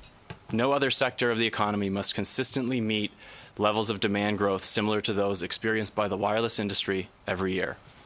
Demand is met by significant infrastructure investment. The Canadian wireless industry has invested more than $2.5 billion in capital expenditures each year since 2009. The doubling of total data usage every 2 years keeps the industry in a perpetual investment cycle. The industry has also invested an additional $8 billion since 2014 to acquire the spectrum needed to expand and enhance wireless networks to meet current and projected traffic volumes. As a result, the government currently records more than $830 million per year in spectrum auction revenue. These investments create jobs directly related to network expansion and enhancement and the ongoing delivery of advanced wireless services from Canada's service providers. In 2014, Canada's wireless industry generated 134,000 full-time jobs and an overall economic benefit of $23.5 billion. Canada's service providers will continue to make record investments to meet the demand of exploding data use and ensure a consistent level of service for all Canadians. Strategic government policies can facilitate additional investment in wireless network infrastructure and support innovation and economic development across Canada. To further enable investment in wireless network infrastructure, CWTA submits that the budget 2016 include an accelerated capital cost allowance from current rates to 50% for classes of depreciable assets that relate to telecom network equipment, including broadband networks. These classes include 8, 42, and 46. Such a change to the income tax system would return significant benefits to Canadians and the national economy. It is projected that increasing the CCA rate for Class 46 to 50% would increase telecom investment by $122 million per year in the near term. If the rate is increased permanently to 50%, The increased investment would total as much as $225 million per year, would create an additional 1,660 full-time jobs, and would add $163 million to the GDP. CWTA has also consistently submitted that additional capital would be available for infrastructure investment if spectrum license fees, which are currently 37 times greater than those paid by American service providers on a per-subscriber basis, were reduced. Finally, CWTA submits that the government review the Scientific Research and Experimental Development Program with the goal of reinstituting competitive tax credits that were reduced or eliminated through the 2012 federal budget. Wireless technology innovation and R&D is evolving rapidly as companies compete to pioneer 5G network technology and move the digital economy forward. Much of this innovation will happen in Canada if it provides a competitive environment for facilitating telecommunications innovation and investment. Wireless network infrastructure expansion and enhancement deliver unmatched commercial and social benefits to Canadians, including job creation and contributing to GDP, and enabling the mobile and virtual workforce, thereby removing geographical barriers for rural businesses and communities to participate fully in the Canadian economy. Wireless service also connects all Canadians, allowing for collective participation in society and contributing to our shared national identity. The government can therefore directly contribute to innovation and economic development across Canada by facilitating additional investment in wireless network infrastructure. Thank you. I'm happy to answer any questions you may have. Thank you very much, Mr. Evie. Turning to the Centre of Excellence in Energy Efficiency, Donald Angers, welcome. Merci, bonjour à tous. Merci. Thank you very much, and thank you for the invitation. Indeed, the Centre of Excellence in Energy Efficiency is a centre that deals principally with investment to help Canadian business, what we call marketing. We put a lot into research and development. What we try to do is to broaden the factories, but between the two is what we call the Valley of Death. And we, since 2009, have tried to breach that gap. What is very important for us at the Centre of Excellence is that we want to export products and import money. When you see what's happening, the Canadian government, further to Agreement 21, has sought to decarbonize the Canadian economy, and since that time, we have seen the transport sector, and in fact, the gentleman here talked about 23% GHGs in the country. In Quebec, we talk about 45%, and elsewhere, 13%. So what I'm saying is that we cannot hesitate. We cannot drag our feet in terms of transportation. If you buy SUVs, if you buy vehicles and so on outside of the country, the trade loss is going to transform itself into a negative effect on the Canadian industry. So once again, I say what we want to do is export products and import money. We have talked about transportation, and what we see here is something very important. Today we use transportation to get here, planes and so on. There's a number of things that Canadians can do to highlight the innovations that we do here and to ensure the first steps in commercialization. Research and development, we're investing there already, but when it comes to marketing, to commercialize the product, that's when we run out of money. So we need just an extra impetus to get there, just so that we can be known and start sales. What we would like to propose, we see that there's project financing occurring, but in silos. Now, we have some in manufacturing and industry, natural resources, environmental issues. But when we want to invest, something that integrates all of these, we invest in the energy efficiency of transportation.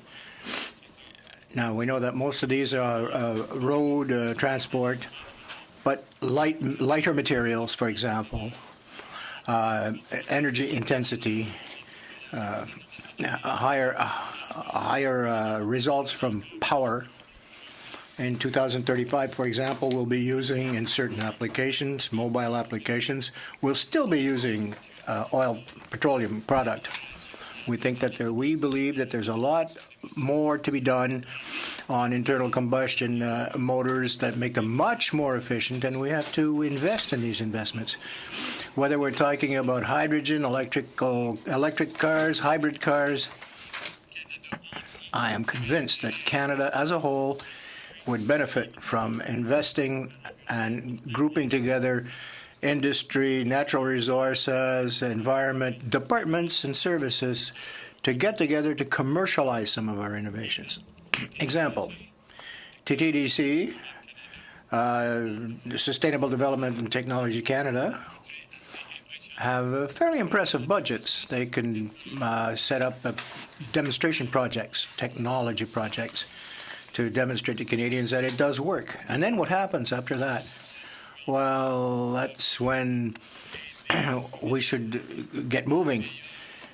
Investment to ensure that we pick the best of the best, that we can position these innovations, highlight them, and ensure that we export our products and import money, create money at home, create richness and prosperity here.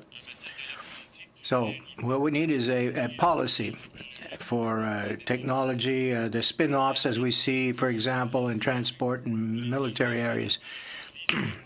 We can bring in technologies here that will lower our carbon footprint, for example. Now, if we were to do the same thing with our innovations, we'd be well ahead.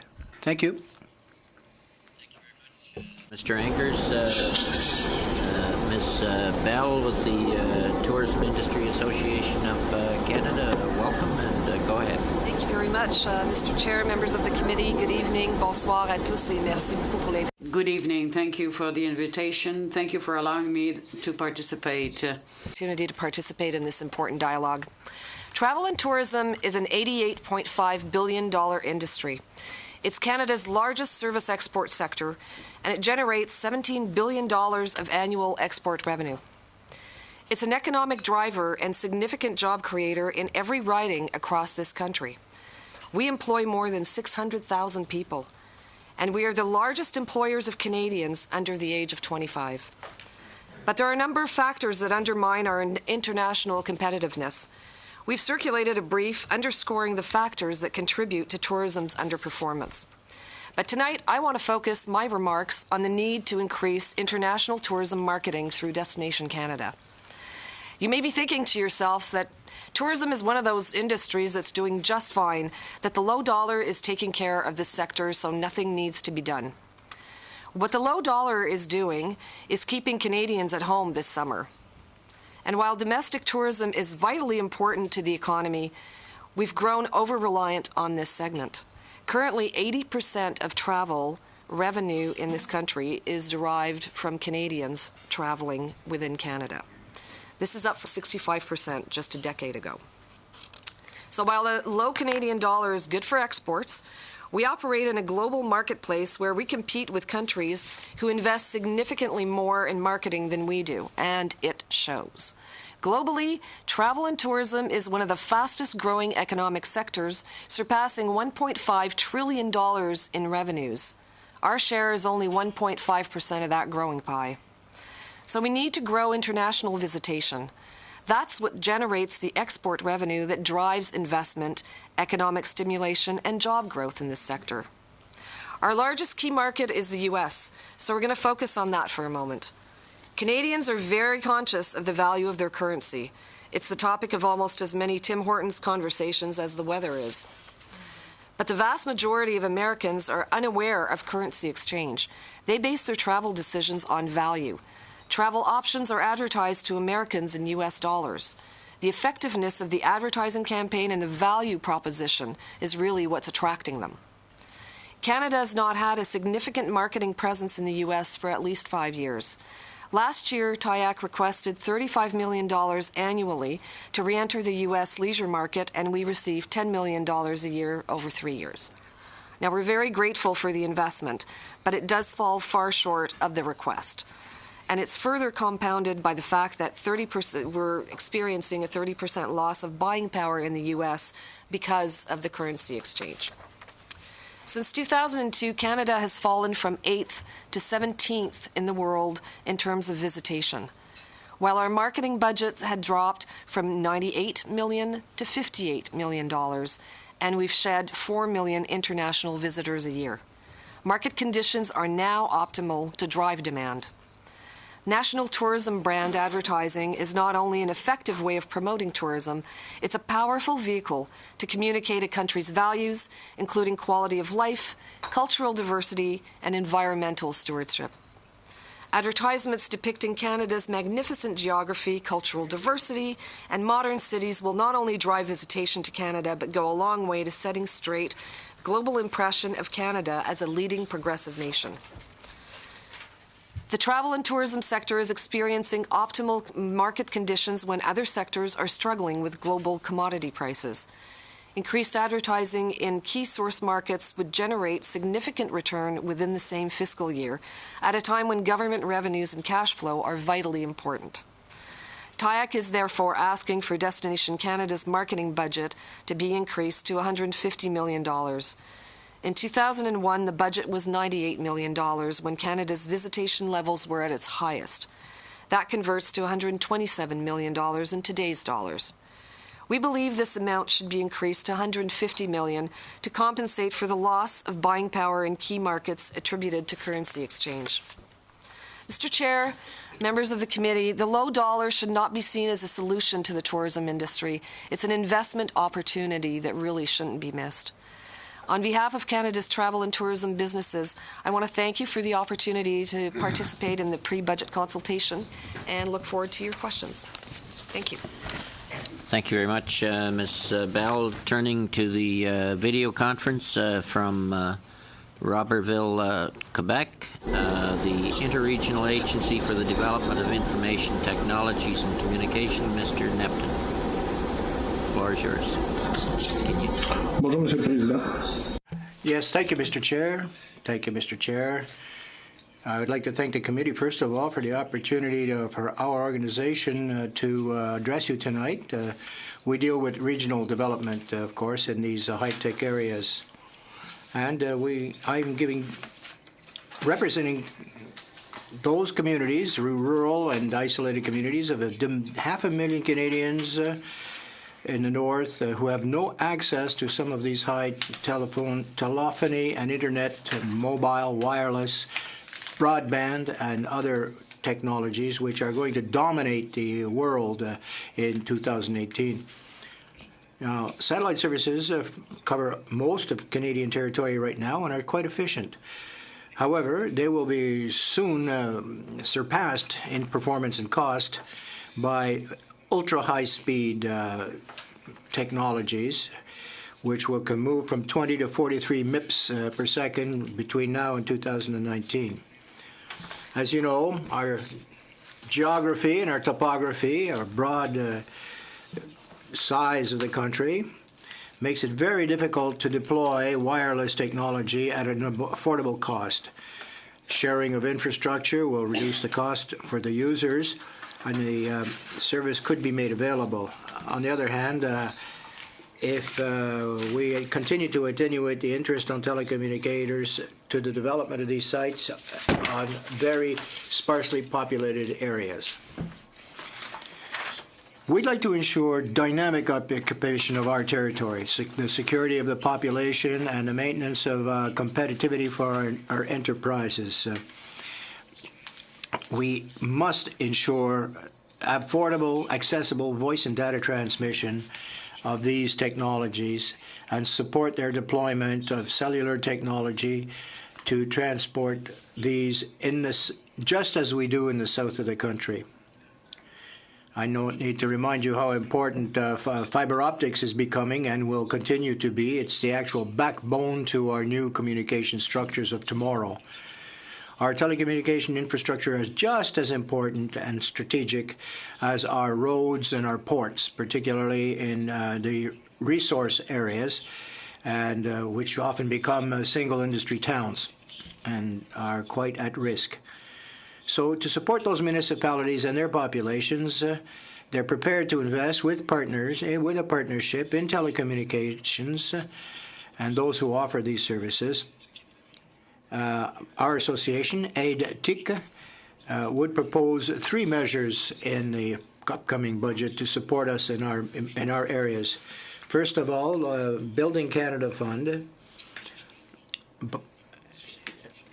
should modify the definition of infrastructure for broadband to enlarge it so that it will allow us to integrate fixed internet and mobile wireless services as well as voice and data so that they'd be admissible and eligible for project funding. We would like to recommend also an increase in the government federal participation in the funding. So rather than a third, it would be 50%. And this would allow a reduction of the cost to municipalities. And they could contribute the same amount, but it would be a bigger percentage, a lesser percentage. And also, we have to ensure that there are fiscal, our roads rather are practical, service, secure. We believe that fiscal incentives should be offered, accelerated deduction cost of 55% for capital cost allowance for all new costs created by continuous coverage on roads. And this would, of course, increase the security and GPS for passengers and merchandise who are often at risk on our roads. Mr. Chair, thank you very much for the invitation you've offered us. And we'd be pleased to answer any of your questions if you do have some for us. We have also tabled our brief with you. Thank you. Turning to the first round of questions, 6 minutes, Mr. Graywall. Thank you for all the panelists for coming to testify today. I'll be splitting my time with the Parliamentary Secretary, if that's okay. My first question is to Alex Scholten. So there's few things that all 3 parties actually agree on. One is a small business tax reduction from 11 to 9%. So I'm sure your association is happy about that. You mentioned a few things that I wanted a little bit more clarification on. On the merchant fees, you said that we pay some of the highest merchant fees in the G8. And I've been to a lot of convenience stores, and there's a lot of them in my riding. And they also charge us an additional fee if we're paying by credit card. So doesn't that offset whatever the merchants are charging them? Actually, I'd be very surprised if they're charging you a surcharge because their contracts with the credit card companies do not allow them in Canada to charge that. Okay, so maybe I have to do some private investigation. I would say, though, that the taxis in Ottawa, in the municipality of Ottawa, do have the ability to surcharge. Okay. And if you use a credit card here, it's an additional $1.50, and that was a decision of the municipal government here in Ottawa. And that offsets the merchant fee, basically? Exactly. Oh, so there is a workaround rather than getting the merchants to reduce it. It could be like industry imposed? Yeah, and that's been introduced in Australia, for example, not very effectively because what happened there, and one of the downfalls of that proposal was that merchants used that as a means to generate additional revenue, so they charged more than the actual cost of credit card fees. Okay. And is there any study on, let's say, a convenience store stops taking credit and the impact it would have on their business? It would certainly have an impact because the convenience store across the street is going to be accepting those, so it'll take business away. We do know to what extent credit cards are used in various categories. So in the gasoline category, for example, up until about 6 months ago, about 55% of transactions were made with credit card fees. So if a store was to stop accepting those fees, a good majority of those customers would probably go elsewhere. Yeah, that makes a lot of sense. The second question is on tax on tobacco, on the underground black market on tobacco. Is there any study on the lost revenue in terms of what the convenience stores specifically are losing to that market? Yeah, from a convenience store perspective, it would impact sales of tobacco products, certainly, but also secondary products within the store, because tobacco customers will typically buy other products. The amount that our industry has looked at was about $2.5 billion. That the last time we did look at that was about 4 years ago, when the amount of lost revenue that the governments across Canada were experiencing as a result of contraband tobacco was in the range of about $2 billion. Thank you very much. My next question is for Kurt. So you said that usage in Canada is one of the highest in the world in terms of data, which is good to know. Like around this table, I'm sure everybody's got 1 or 2 phones. One of your suggestions was the depreciation rates on capital cost allowances on infrastructure equipment. And you said that the benefit from that would be reinvested into wireless infrastructure. Is there any component of that that'd be transferred to customers? Because we may use a lot of data, we also pay a lot higher than other countries as well. Well, to answer that question, we don't typically pay a lot higher than the other countries that use a similar amount of data. I mean, you'll see these countries that use similar amounts of data on similar quality networks pay about the same, especially on an affordability basis. I can't say, I mean, the request is that this change would free up more capital to invest, and so that's what we're here pursuing. Oh, so strictly from an infrastructure perspective? Yes, exactly. Just from my interactions with people in the industry, and I used to be a co-op student at Bell Canada way back in the day. Well, not too far back in the day. But back then, we used to get scolded on the fact that it was so much more expensive to operate a cell phone here than it was with our partners in the South, which was the United States. Mm-hmm. And I still hold that to be true when I speak to my family members down South, that and the infrastructure is about the same. They have a great network out there, and we have a great network out here. Yet our Canadian customers pay a lot more, and this industry is heavily regulated by CRTC, and it's basically all the major players make a lot of money. And so for you're asking for additional funds here, and you're saying you're going to invest in infrastructure, and I get the economic argument there. Mm-hmm. Is there any realization to say that customers should be saving from this as well? Again, it's about infrastructure. To go back to what you said about the U.S., the World Bank just released data this week on the affordability of wireless. So looking at what people pay on average as a percentage of their monthly income. And wireless is more affordable in Canada than the U.S. A recent study showed that the slowest LTE network in Canada is faster than the fastest LTE network in the U.S. So I think on that level we do quite well. Again, I don't talk to my members about pricing and what they charge consumers at all. We're not allowed to do that as a trade association, so I can't comment. Fair enough. Thank you very much. We'll have to cut you there, Mr. Gray. Well, you didn't leave much time to share with the parliamentary secretary. Mr. Chair, I have 30 seconds to do justice to 5 great submissions we had. There were 6. Turning to Mr. Richards. That's already... And I believe Mr. Richards was the chair of the All-Party Tourism Caucus last Parliament. Correct. Go ahead, Mr. Richards. Correct. Floor is yours. So you can probably guess where a lot of my questions will go as the official opposition critic for tourism, and obviously having a riding that has our beautiful Rocky Mountains in it with Banff and all it has to offer, and Canmore. Tourism is obviously a prime focus that I have, and we do have some questions for you, Ms. Bell. And but never fear to the other panelists. I do have some colleagues here who I'm sure will have some great questions for you as well. So I guess I've got a couple areas that I want to ask about. You did mention in your remarks, about the what we call the Connecting America campaign, and I'm just going to quickly, I guess, read from the press release that you put out after last year's budget. The quote from you: "Today's federal budget promises to improve Canada's global competitiveness in attracting U.S. visitors and strengthen the travel industry's ability to create jobs and wealth for Canadians in every region." And then it goes on to say that the federal budget includes important measures for the Canadian travel and tourism industry, specifically a commitment to invest in TIAC's Connecting America marketing proposal. So with that context in mind, I'm really glad to hear at the recent Federal Provincial Tourism Ministers' Council that it sounds like the current government that's still in its infancy is looking to continue with that investment that we had announced in our budget last year. Certainly hope we can see them follow our lead on a few more things like fiscal responsibility and balanced budgets, but that's another story. So I just wanted to get a sense from you, though. Obviously, there's a lot of opportunity there.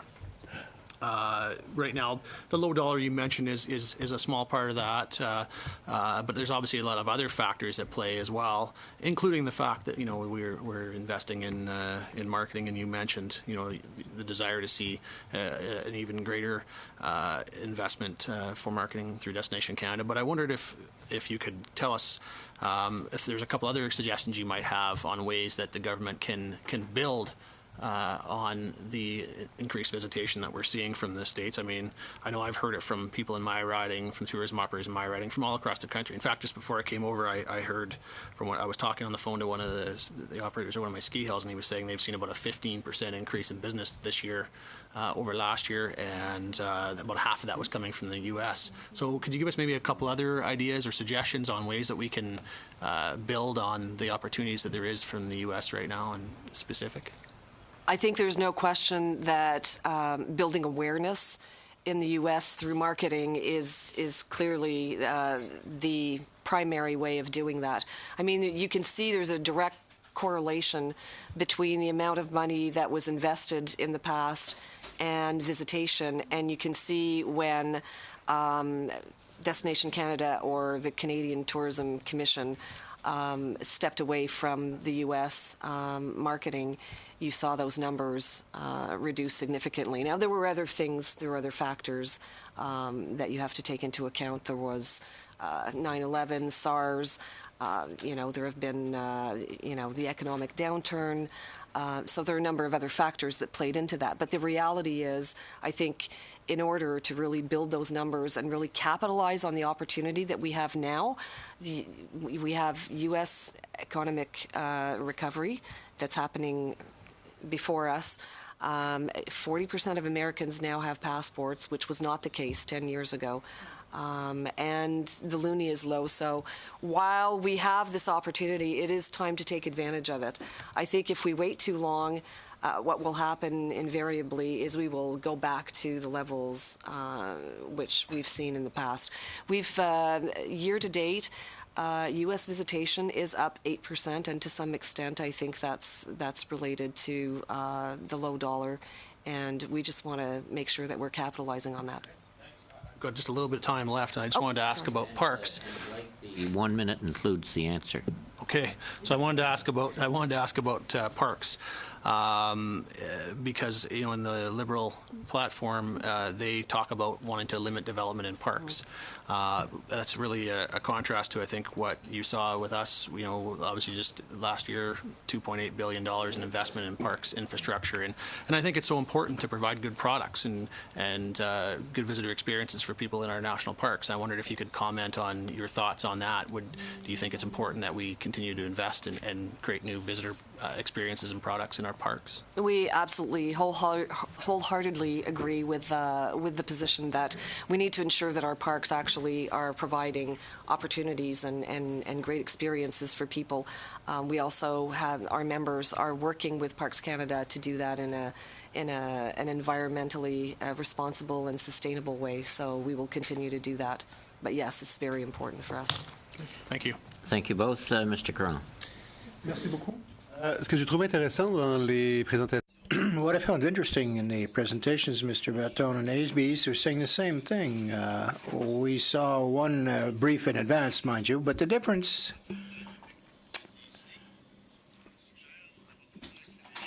is proposing accelerated. We're getting interference here from the remote on video.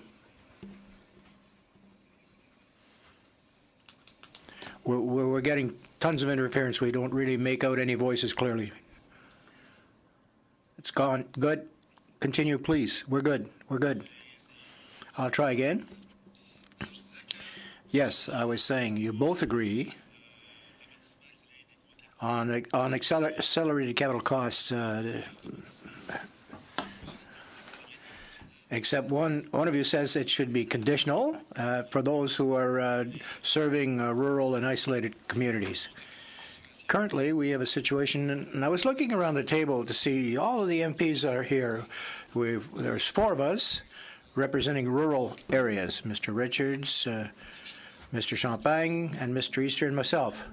And I can tell you that in my writing, and it's probably the same is true for Mr. Champagne, I know his area, I have 9 of the 39 municipalities which cannot depend on cellular. They don't have proper access.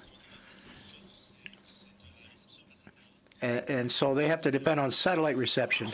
Now, satellite reception, if a business wants to set up shop in those areas, they can't be competitive because they don't have high-speed satellite service. There is no such thing. So I can understand why people are not going to invest in these areas because, you know, the last 5,000 of a population in such a sparsely populated area are the cost is too high per unit cost. So, but I believe that the policy is to serve everyone equally. We're trying to increase the competition in order to reduce costs. However, the regions that are not being served today will not be served any better if there's more competition in the cities. And the more isolated an area is, the more it becomes marginalized because it doesn't have the same services that allow it to compete on an equal footing with other parts of the country. Now, looking at your model, you're working with the regions, municipalities, amalgamated municipalities, to offer capital to build cellular towers or cellular infrastructure that you make available to various companies so that they can provide the service. Yes, that's correct. So how many municipalities have you provided services or infrastructure to that were not obtaining services elsewhere? Well, we're present on the North Shore in Saguenay and now Bay James area and some of these eastern townships. We built a cellular tower, a network of cellular towers, and this we had contributions, of course. ATSIC, our organization, offers technical support services, advice, consultancy services for the construction and for technical purposes. We, in fact, serve 18 communities, and we also built 2 specifications for big business. If it was not for the fact that your organization assisted in providing these, there wouldn't be any there. Well, for 1 or 2, perhaps they might have managed without us. But for the others, the other 16, the ATSIC model is the model that doesn't, it's not a magic formula. It doesn't supply everybody. But we facilitate the construction, and particularly we speed up the process of construction so that these communities can, in fact, establish themselves, and we get the critical mass in order to self-finance these projects.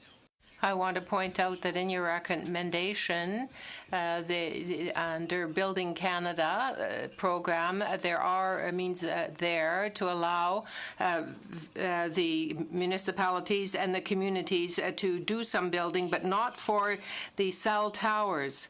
Well, the difficulty is this.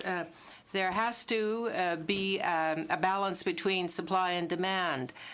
The demand is for mobile internet, but the structure seems to be dedicated towards a stationary, fixed type of infrastructure for the internet.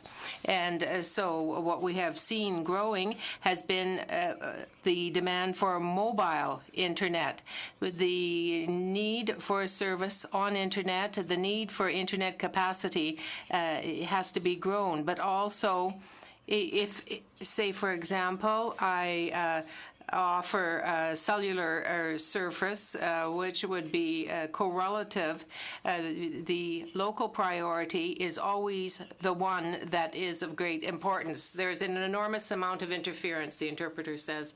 Very hard to hear.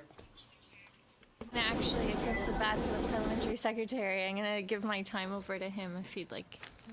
All right, Mr. Champagne, you're going to get your chance. You alone me? Yeah, j'apprécie. Merci. I appreciate that. Merci. Well, it's difficult to do justice to all your submission. Obviously, as we went from, I would say in my case, Moncton to Yellowknife, a lot of the issues you brought to the table we've heard. Just to go back to l'enjeu que vous parliez, M. Nepton, la connectivité. You have talked about connectivity, but I would call it the digital infrastructure. This is an issue that is heard throughout Canada, and I can assure you that all our colleagues, we all are looking at this very closely. In the rural areas, we're talking about the digital issue. And in the cities, we talk about highways. So all of this is infrastructure. I can tell you that the high-speed internet, like cell phones, is something that is of great importance today. All of that, though, means that people need to have access, obviously, to cell phones and the internet. My question is directed towards Mr. Bloomer, Mr. Schulten, rather. Credit card companies and a number of banks, and I'm very curious to understand, where is the 1.5% going? Because I've heard different things from different industry on the exactly who's charging the 1.5 and where is it going. Could you shed some light to the members of the committee about where is the 1.5 going? Sure. The 1.5% goes to all of the credit card network. Or the credit card system. So the credit card providers, the banks, the intermediary parties that provide the POS equipment or point-of-sale equipment. So amongst all of them, that 1.5% is divided up in accordance with their agreements. So what would be our best strategy if you were in our shoes to address that particular issue that you mentioned, which we've heard from a number of submissions, but clearly, like I understood and you just confirmed, the 1.5% is splitted among different people or different I would say, partners in the industry. How would you tackle that issue in a very proactive way? In a proactive way, what we've been promoting for some time is the approach that the Australian government took to determine a reasonable rate.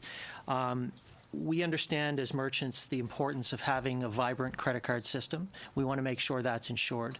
So the Australian government, when they looked at this as well, studied the issue, studied how much the costs were for all of those components of the credit card system to understand what was necessary and what was too much in terms of costs.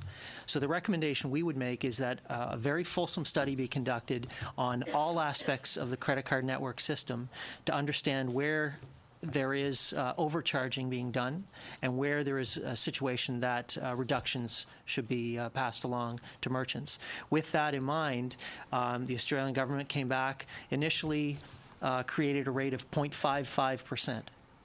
What we're talking about in Canada right now is 1.5%. They've since reduced that down to 0.5%. From what I understand, they're looking at reducing that further down to 0.3%. So in their review of the system in Australia, they have found that 0.5% or even a lower rate is sufficient to ensure members of the credit card industry are making enough money. So when you compare that to 1.5% in Canada, we don't have a different system. It's exactly the same. What we're saying is it's too much. So studying that first, understanding and making sure that it's a reasonable rate is what we would suggest. The other point that we've made that we've seen in the United States, for example, some U.S. states have looked at the possibility of actually not charging credit card fees on the tax portion of purchases made. So in our industry, for example, we have, I mentioned earlier, we collect $18 billion worth of taxes for federal, provincial governments. The thanks we get for that is when those purchases are made by credit cards, it costs us 1.5 to 4.5%. So what we'd suggest is if finance is looking at this, if this is something that you want to study, I would suggest that that would be a very good avenue to look at as well. Fair. And 30 seconds. Okay, does that apply as well to debit card, or this is just a credit card issue? It's just a credit card issue. So the debit card, the voluntary code or the code of conduct that's under the FinPay committee, debit cards have been capped at a certain rate now. Merchants in Canada are quite happy with that. How much are we paying? Between 5 and 10 cents a transaction. It's not a percentage, it's a fixed amount. It's based on a fixed amount. Yes. Okay. Thank you, Mr. Chair. Thank you very much. Mr. McColman, 5 minutes. Thank you, Chair. Mr. Sultan, I'd like to discuss quickly, I go back, I think, with you back to my early days as a member of Parliament, because I represent an area that is the largest First Nation in Canada, and it is Six Nations of the Grand, and they have the largest cigarette manufacturer in Canada on Six Nations ground called Grand River Enterprises, GRE. I'm sure you're familiar with them. Are you the organization that did the butt count on school grounds and street corners and things to find out how large the usage of contraband cigarettes are? We are. What were those numbers? Do you recall? I do. Which province would you like? Take Ontario. Okay, Ontario, our most recent studies indicated a 22% rate of contraband.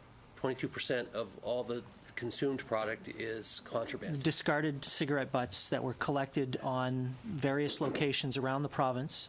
Right. The number of those cigarette butts that were contraband, identified as contraband, was 22%. Right. This is a huge issue.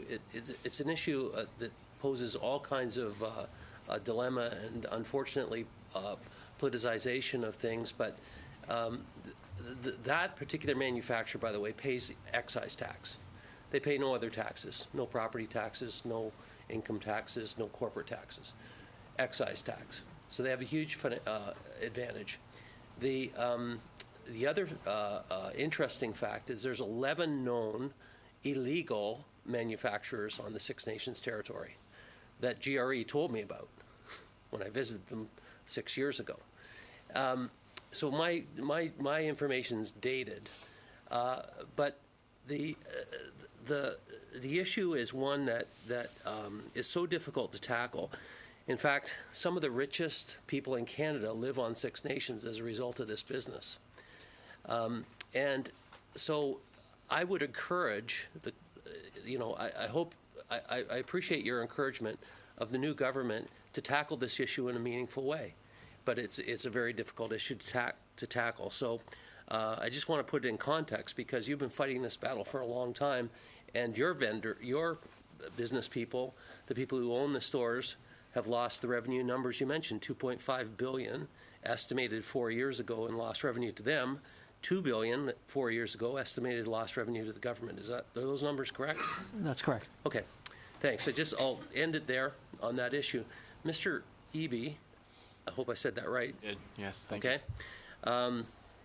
You mentioned in your presentation the accelerated capital cost allowance and your request to the government to move it to what number? 50%. Do you know that that's a huge advantage over other business categories in this country? I would believe it would be over some, but there would be some that would have a similar rate. We just had the petroleum down upstream people here, and they were getting accelerated capital cost allowance as well, and it was portrayed as a huge advantage. But I'd just like you to review, again, the numbers of what it would mean to your industry should that happen. So this was from the Conference Board of Canada that they did a study on this. They said long term, if it was a permanent change, would result in an additional $225 million in infrastructure investment annually and 1,660 jobs. And how much tax revenue to the government? Well, there would be, from that, it was a $163 million increase in GDP. They didn't have a tax revenue. Okay, thank you very much. That's it. Thank you very much. Turning to Mr. Ouellette. Merci beaucoup, Chair. Thank you very much. My next question is for Mr. Anger. I want to understand the notion of marketing that you described earlier for Canadians. Can you give us a little bit more information about how this can impact manufacturers of energy products? Yes, thank you very much. What we want to do is we want further to the discourse, the narrative, rather, of the Liberal Party that this representation of 23% of GHGs, that there should be dedicated investments in terms of transportation. For example, if you are talking hydrogen in BC, or there is a hydrogen research institute that exists in Quebec, and we could seek opportunities in the far north in Canada, but for the Germans it would cost less. What we want to be able to sell our product at a competitive rate in Canada, and it is that sum that we wish to have, which could be invested in the business. But we sell outside the country. We want a return on our investments over the 3 years, and that's what we're doing. And that creates this path towards benefiting the whole country. What we are seeking to put in place is a Canadian transportation community that will be efficient and effective coast to coast, which will allow us to reach everyone. The universities will be on the same platform, and the major donors will be able to benefit from this type of research. Our Canadian businesses will be able to export product and import money. Yes, but you're talking about the academics. Are there academics that have some sort of product design, but they are not capable of marketing their idea? Yes, that's it. We do a lot for the research. We put them on the platform. We link them up with investors, and those investors are going to market it. Thank you very much. My next question is for Ms. Kent. Fortunately, I will do it in French. I'd like to know what's going on now in the biofuel industry with the low prices, the low oil prices that are in effect now. Is it having an impact on the biofuel industry? I'll respond in English, though. There's absolutely an impact in our industry. It's not unlike other commodity-based industries, right? What we are witnessing here is exceptionally low oil prices combined with a falling Canadian dollar. So it creates instability and ripples effects for us, like it would really any other segment of the economy at this price when you look at this low price combination in this environment. But what I think, is important to realize is that for us, oil isn't the only commodity that we're linked to. It's also gasoline. So when you look at the demand for gasoline, there's always a flip side to something. So low prices mean higher demand in this instance. And because gasoline demand has remained relatively very strong and increasing, ethanol demand as a result of that has also, done fairly well comparatively over this period. Biodiesel isn't combined with oil in quite the same way. So we're doing well, but it isn't to say that things like the mandates aren't still important. A lot of the reason why we're able to weather these price fluctuations is because of policy certainty. Mais merci beaucoup, Monsieur Chair. Alors, dernière question. Thank you very much. My last question in French. I would just like... Well, I've heard a lot about this type of energy. This can have a negative impact in that it takes up a lot of agricultural land that is being converted for the purposes of biofuel use. Is that true or is that not true? It's not true. When the industry started, and I mean, you have to go back, 30, 35 years, really, there would have been more concerns in terms of the impacts on agriculture, okay? Ethanol comes from corn. We use soybean as well, too. And really, when you look at traditional platforms and where they started, certainly, like any resource kind of industry, you wanted to make sure that that environmental, that agricultural component was worked out responsibly. We've come so far, but the information about our industry hasn't really kept pace. So there are still some people that think that there is a correlation between, the biofuels industry and the price of food, or maybe we're taking up, too much land. But what in fact has happened, and if you look at some of our plants in Ontario as an example, Greenfield Ethanol, IGPC Ethanol, the latter of which is a farmers-owned cooperative, they have actually reinvested in agriculture, so they've made it more efficient. And we are not using any resources that would be otherwise going into the feed market. As a result of making ethanol, other byproducts are made that actually enter the animal feed market. So it really is, an issue that has gone from food versus fuel to food and fuel, because both are being produced. And that innovation part of it is really important because there have been so many strides in the industry, but we still kind of get people who haven't quite, kept pace with our advancements. Our polling showed that about 10 to 12% of Canadians, this was polling done in April, still thought there was a correlation between the biofuels industry in Canada and food prices. By comparison, that same polling group thought that there was a correlation between climate change and higher food prices. That was 37% of people. So it's a vocal minority, but more people think that climate change is having an impact on food prices and agriculture now than us. We'll let it cut it there. Mr. Leipert?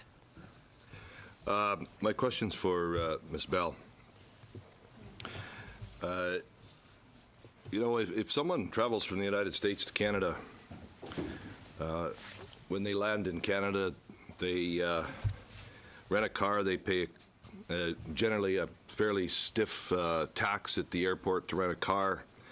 They go to the hotel, they pay a hotel tax, then they fill up the car, they pay a gas tax, then they pay GST, HST, PST, and then when they go to leave, they pay twice as much for taxes and user fees out of Canada than coming the other direction. Have you done any studies on how much of a negative impact on our tourism industry is the tax burden on our tourism industry, and how do we compare to other countries when you start to, and these are the only ones I could think off the top of my head, I'm sure there's a whole bunch more, but there are a variety of municipal, provincial, and federal taxes. I think the one area that definitely has a direct impact on our industry is the cost of air travel and the taxes and levies that are imposed on flights. Right now, because of the low dollar, it's serving to actually offset some of that, so it's not as noticeable. The cost of air travel is actually about 40% higher than it is in many other places, and that's why you've also seen about 6 million Canadians every year going across the border to fly out of border communities. I'm not aware of any research that directly addresses all of the different other taxes that people would be paying if they were coming here. It would be interesting to take a look, but I haven't seen anything particularly related to that. And I guess another follow-up, just a question, Ms. Kent. Can your industry stand on its own today yet? If you look, absolutely. If you look at where we've come from initially putting the mandates in place, we're looking at 1.8 billion liters of ethanol produced every year. For biodiesel, it's about 500 million liters. The majority of the ethanol mandate, all of the ethanol mandate actually is being filled with domestic production. The majority of the biodiesel one is. The other product that's coming in is just natural kind of North American market product flow, and it goes both ways for us. So yes, we are a sustainable industry, but you have to look at kind of how the market operates in a bit of a broader scope. And there are still investments that went into the traditional fuels platform that was built out 100 years ago, that have contributed to its ability to diversify. We're a third of that, a lot younger in a lot of ways. So for us, that policy certainty that's been embedded in the Canadian system is critical because it complements other systems like the U.S. that has a renewable fuel standard as well. It keeps us on pace with what's happening globally with all the countries that also have mandates. So it's not about, sustaining or, propping up an industry so much as it is creating a floor that we can build off of, compete more aggressively, and continue to grow and diversify. Yeah. Good. Thank you, Mr. Liebert. Mr. McKinnon. Merci, Monsieur le Président, et merci tout le monde. Thank you, Chairman. Thank you, everybody. I thank you for being here on such short notice tonight. I have a couple of quick questions for Ms. Bell. You talked about increased investment in marketing, in advertisement for the tourist industry. Can you quantify what type of return on your investment you may have? What is the increase? That's an excellent question. And I think that over the years, we have tried to find what exactly is the return on our investment in that area. I heard that for every dollar spent, $34 was plowed back into the economy. I don't know if that is the correct figure, but I know that the research department of our ministry is certainly looking into it to have a greater in-depth idea. But when you look at marketing, and then you compare that with international arrivals, there is a very clear correlation. I think everybody has to admit it, that it is directly linked to marketing. So perhaps this might be a suggestion to make to the Tourism Commission in Vancouver. Yes, indeed. In fact, it's now Destination Canada that, I apologize. No, I know we're speaking about the same organization. Canada's 150th in 2017. Are you betting heavily on this event? Have you made considerable investment on the part of the federal government in some way or another? Can you tell us? Well, clearly it's an event that's extremely important for Canada and something that must not be missed. It is certainly important to invest for Canada's 150th. I know that consultations have been held, and we are waiting to see the results of our consultations. But for us, it's very important for the government to continue to invest in these special events, because whether we're talking sports, culture, or the arts, we do see that there is a correlation, an increase in tourist arrivals, international ones in particular, and the 150th, Canada's 150th, I'm sure, will encourage Canadians to to travel and get to know their country better. We're working hard on this initiative. With the little bit of time I have left, I'd like to go to Mr. Nato and Mr. Eby to follow on what Mr. Caron was saying with respect to service in rural areas. Yes, telecoms are trying to increase their capital costs, and you have talked about service or the lack of service in rural areas. Sir, would you be in favor of a type of exchange if you were able to get a capital cost allowance consideration? Would the companies that you represent be inclined to invest a bit more in rural areas? And Mr. Neptune, is that something like that you would like to see happen? Mr. Eby first. An increased investment in urban areas, obviously, to meet demand and the extension of networks into areas that don't currently have service, and improving poor service or substandard service in rural areas. I don't know exactly how a trade-off would work in a situation like this, where it's, it's basically a tax write-off. I don't know how it would be structured. The other issue is I represent a variety of members, some of which are still building networks, in urban areas to catch up to the companies that they're competing with that have, had networks for a lot longer. So certainly they want to be able to benefit in urban areas, but all of our members, as you've seen from the data figures, they need to enhance these networks, to meet the demand everywhere. So, in terms of what we've heard today, a rural strategy certainly I think is very appealing and makes a lot of sense. And we've heard from other members that are doing similar things, bringing people together, identifying the gaps, and trying to work with the industry to build out. I don't know if I think what we've requested, the accelerated capital cost allowance, will certainly help. It'll free up capital for that. I don't know if it is the solution to a rural issue. Mr. Caron, you have 2 minutes. Oh, sorry, Mr. Neptune. It'll cut back on Mr. Caron's time, but go ahead.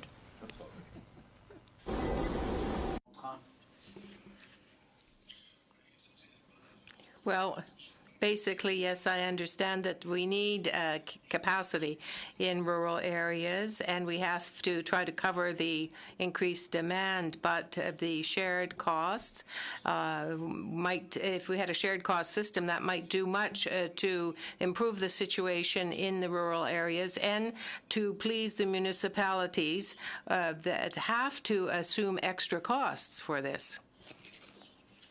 En fait, c'était à peu près le même genre de question que j'allais. Yes, that was more or less the same type of question that I was going to ask. If we have the same recommendations with respect to an accelerated capital cost allowance, but it would be conditional on the presence of your members. I understand that the smaller associations hesitate to set up in rural areas. They prefer the urban areas, but they would be then able to come into the rural areas, and that would be providing service to the people. If I have 1 minute left, I'll ask one last question. Are you familiar with the ETIC model? That is that the towers would be built by the communities, and that there would be the networks brought in to serve the regions. It would be a type of collaborative effort. What is your thought on that? That where various regions and municipalities, the Eastern Ontario Regional Network has done something very similar. I'm not familiar really with a model where the municipality owns the towers. They'd help facilitate it, and they'd help facilitate the investment and help share the cost.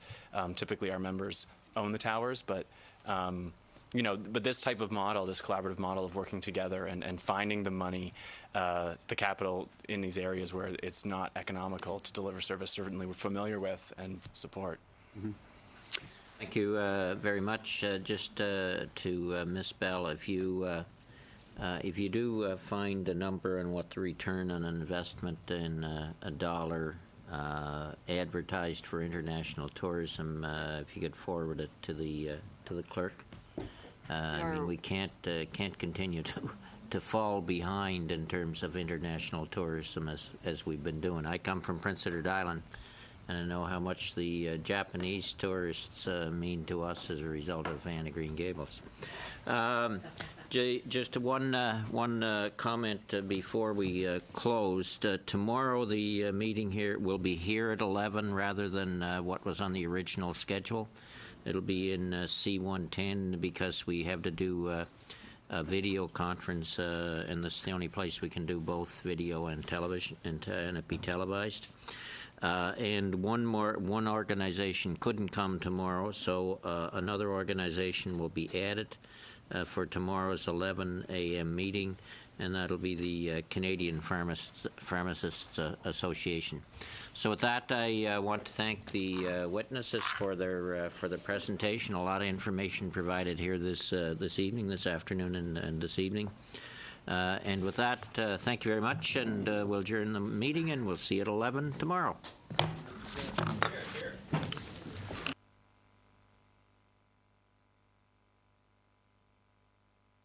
Merci beaucoup, messieurs.